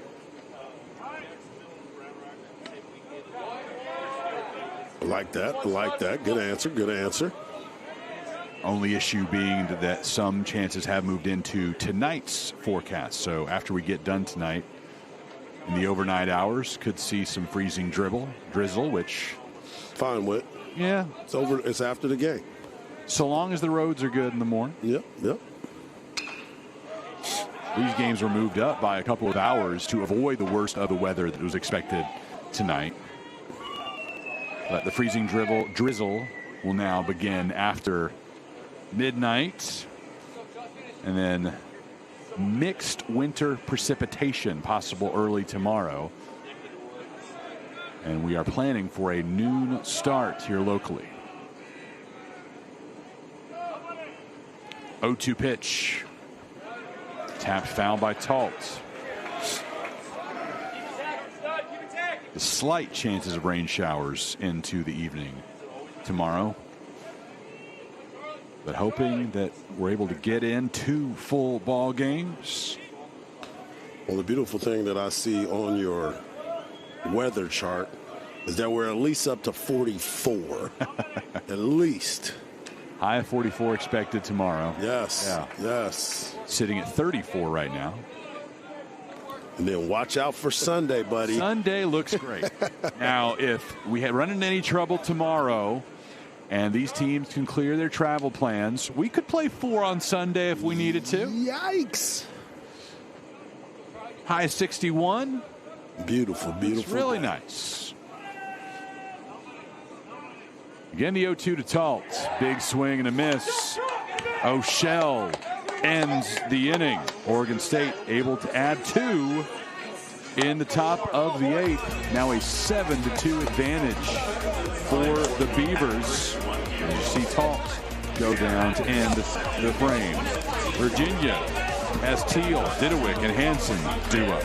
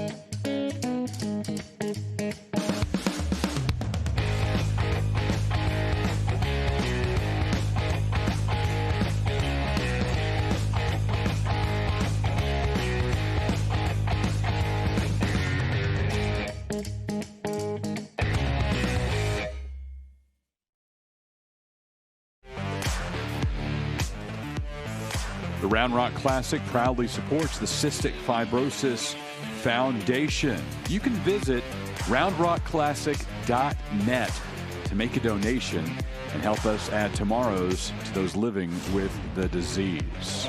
Underway in the bottom of the 8th inning will be Aiden Teal, Harrison Didewick, and Luke Hansen. On roundrockclassic.net, top right-hand corner, when you first arrive on the site, you'll see a link to donate now to the Cystic Fibrosis Foundation. And just below that and to the left, you'll see CFF Auction, a chance to bid on trips and autographed baseballs, all to benefit the Cystic Fibrosis Foundation. Harji and I were looking at that earlier. Trips to Antigua stuck out. Sounds pretty good right about now. Oh, more than you know, buddy. More than you know. Dare I look at the Antigua forecast? Just to make ourselves a little bit more sad about the current situation. It's chilly. It is chilly. Let me say, I would think it would be... We're looking at a high of 82 tomorrow. In Antigua? Yep. Oh. Partly cloudy day and pretty much the exact same forecast for the next 2 weeks. 82, 81, partly cloudy. Perfection. Pina colada weather. In St. John's. This is Harrison Didewick as Virginia needs to launch a rally right about now.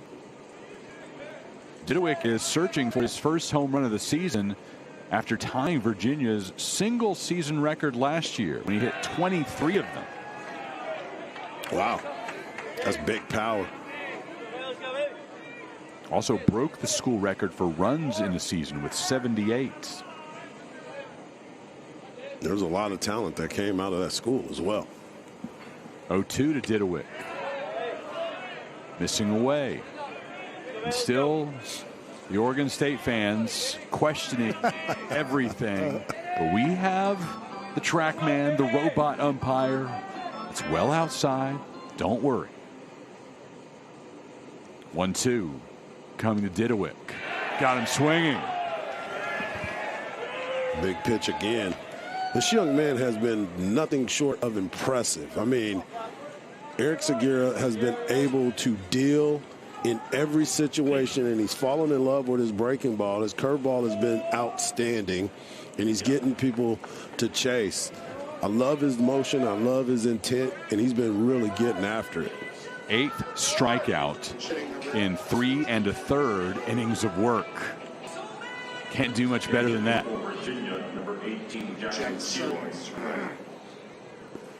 Oh, I guess they've seen enough of all this action that he's been able to do. 72 pitches in this outing. Well, Jackson Seroy has checked in to pinch hit. And he will see a new pitcher as Segura gets a well-deserved standing O from the Beaver faithful here in Central Texas. And his guys have come out of the bullpen, out of the dugout to meet him halfway because he's done one heck of a job on the mound. Great relief appearance. I'll tell you about the new Oregon State pitcher in just a moment. Only the 3rd Beaver on the mound tonight versus 6 men on the mound for the Cavaliers. Bottom of the 8th inning, Beavers lead by 5.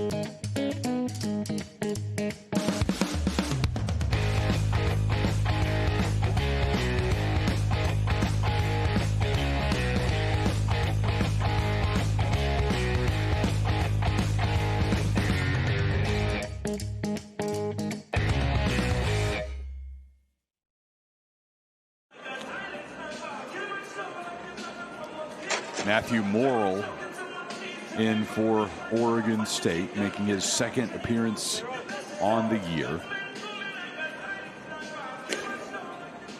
Saw him a week ago on opening day against Xavier, where he went 1 inning, allowing just 1 hit, throwing 11 pitches. Part of an 8-3 win over the Musketeers in Surprise, Arizona. After that trip to Arizona, Oregon State in Texas for 2 consecutive weekends, as the Beavers will head to Arlington next week. Right back to Morrill on his first pitch to retire Jackson Seroy, who came on as a pinch hitter. That's what you want to see when you come into the game. 1 pitch, 1 out. Get your outing in. Make sure you're throwing strikes and keep it moving. James Nunnally walked his first 2 times up and then struck out in the 6th. Again, first pitch swinging to Arquette at short, up and over to Craig. 2 pitches, 2 outs for Morrill. Very efficient, I would say. Way to come in. That means he will be able to go back out for the next inning. Virginia only has 3 outs left to work with when they come back out on offense. First, trying to hold the Beavers from adding any more insurance runs. Oregon State 7, Virginia 2 through 8.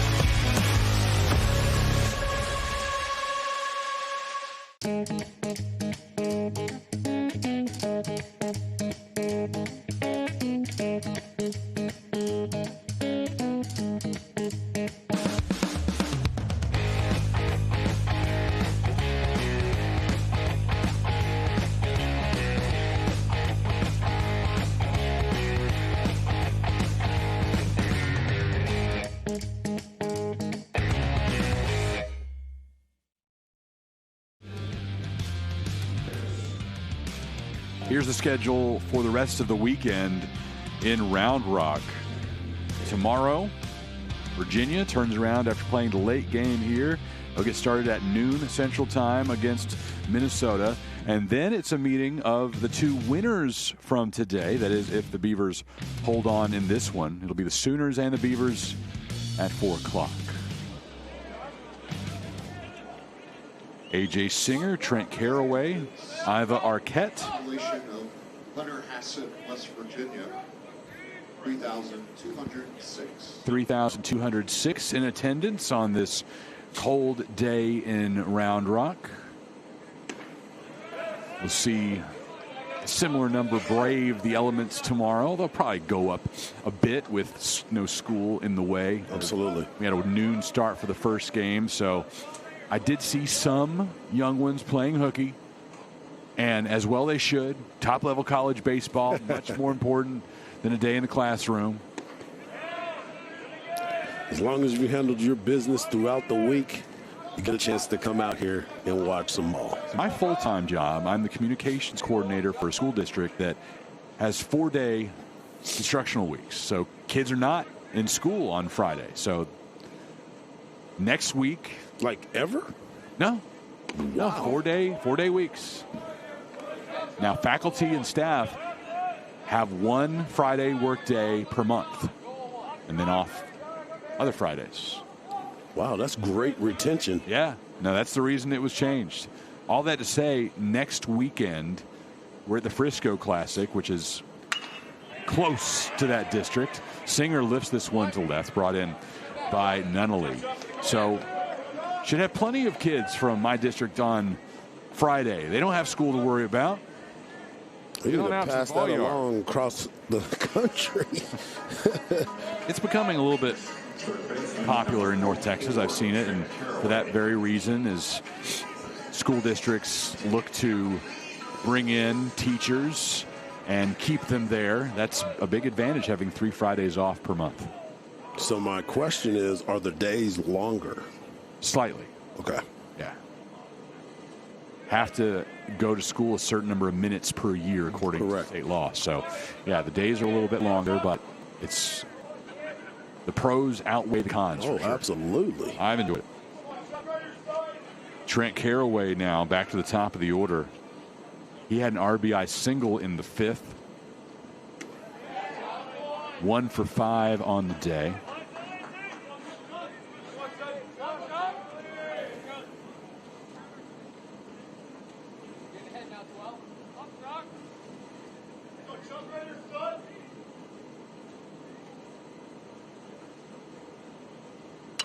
We have a really good AV program at the high school that has been building up over the last couple of years, and I offered the opportunity for those upper-level kids to come out and check out behind the scenes on what we do on these broadcasts, and they took full advantage of it last year. We had a good number of our AV students in the building throughout the course of the weekend. It was nice, and they'll be there again with us next week. I was fixing to say, I know that they've come out before when I was in the booth with you. I wasn't out there last year, but definitely 2 years ago, they were in the booth as well. Yeah, swing and a miss by Caraway for the second out of the top of the 9th. They had a good time last season with Greg Swindell on the call. And then next weekend for the Frisco Classic, I've got 2 top-notch analysts rotating in. Harji and Ben McDonald.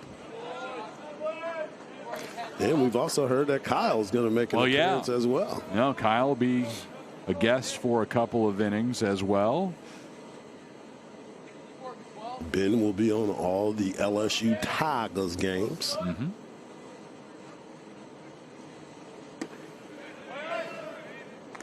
I'm the only one pulling my full weight, working all 6. That's right.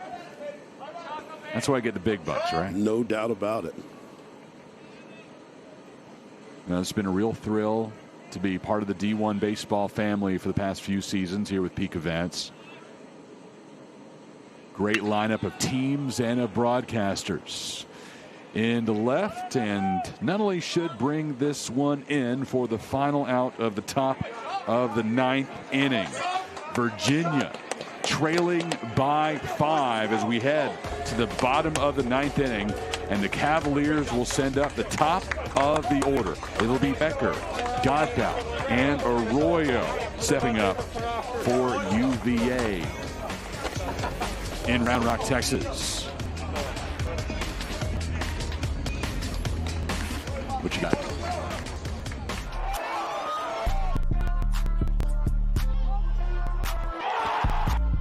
Ran up by the Lux soon as I up the highest metric. The city just made it sweet, you could diabetic. They mouth were full of deceit. Let these cowards tell it. Walking New Orleans with the etiquette, the LA yelling.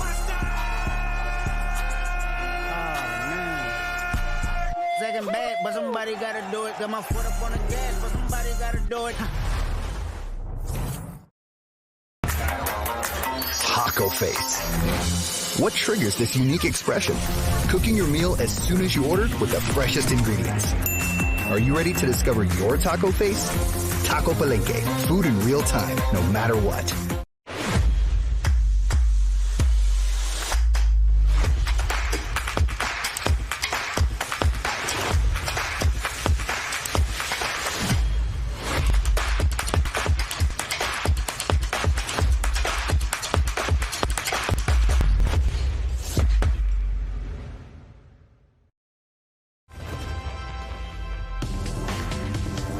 Day one of the Round Rock Classic. The second coldest games in Round Rock Classic history. I have to go back to 2022 when Stanford and the Ragin' Cajuns played with 32 degrees as their starting temp. 36 when we started today. And I don't want to jinx it, Hardy. Don't do it. Don't do it. But I'm here. It is my responsibility as the play-by-play man to present facts that are relevant to the situation. Absolutely.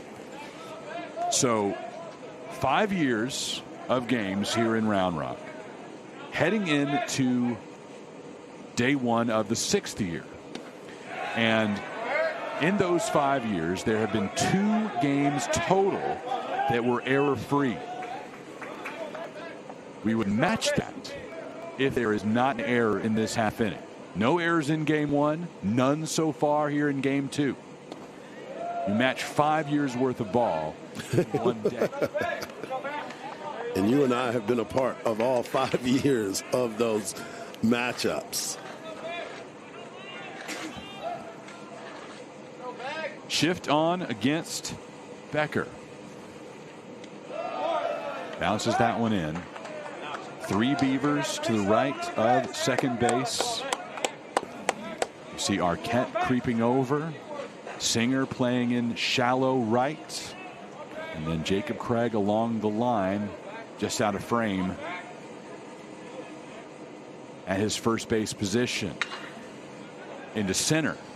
Macias backtracking and bringing in the first out of the bottom of the 9th. You can see the juice that Becker has, and just unfortunately he hadn't had one of the best days I've played as far as driving the ball and being able to get a bunch of hits. But you can see the approach, and you can see that he's going to be a special player this weekend that we're going to get a chance to check out. Morrill now against Godbout.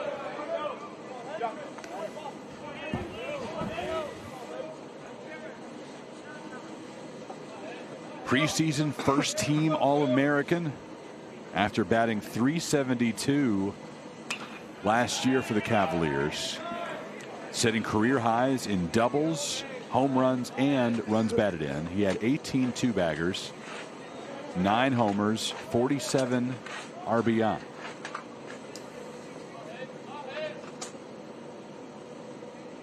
I like what I see from him, though.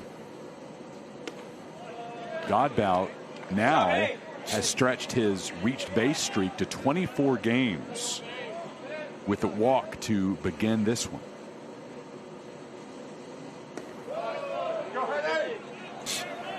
Yeah, you can see the All-American features that they were talking about before.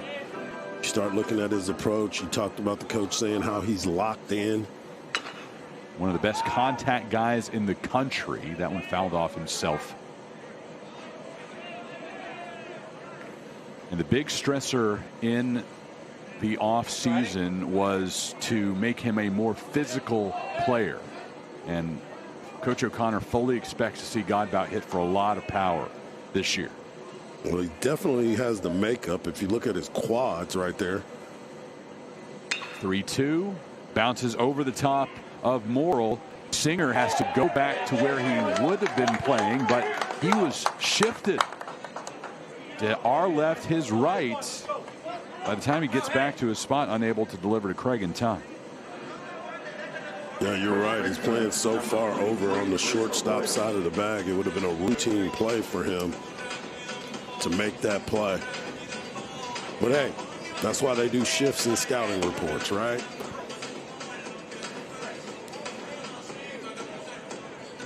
Here's Chris Arroyo, a first-team All-American in JUCO last year. At .403 with 19 homers and 52 runs batted in for Pasco Hernando State.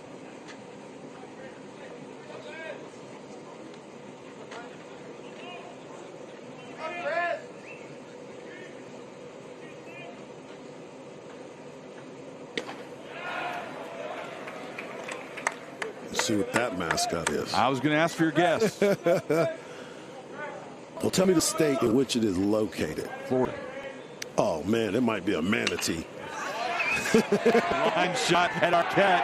Back to first to double off Godbout to end the game. Wow, what a play. Strong line drive, hit to shortstop, but we got to show that arm that is sitting there for Arquette. What a throw. What a long throw. Got to be able to slide it back into the bag. That will be a discussion by the head coach. In the first matchup between top 10 teams this season, Oregon State, the 7th-ranked Beavers, are victorious over number 2 Virginia. The final count 7-2 in Round Rock, Texas. What a great matchup. We got a chance to see some talent. We got to see some arms. We got to see some power. We got to see some speed. We got to see a little bit of it all, but we also got to see great pitching performances as well. Oklahoma starts the day with a 3-2 win over Minnesota, and then Oregon State knocks off Virginia 7-2. Noon tomorrow, it'll be the Virginia Cavaliers and the Minnesota Golden Gophers, and then at 4 o'clock Central Time, the 2 winners from today, Oklahoma and Oregon State, will do battle. All of it available exclusively right here on D1Baseball.com. For Mike Harge and our entire crew behind the scenes, especially those here at Dell Diamond out in the elements, freezing their butts off today.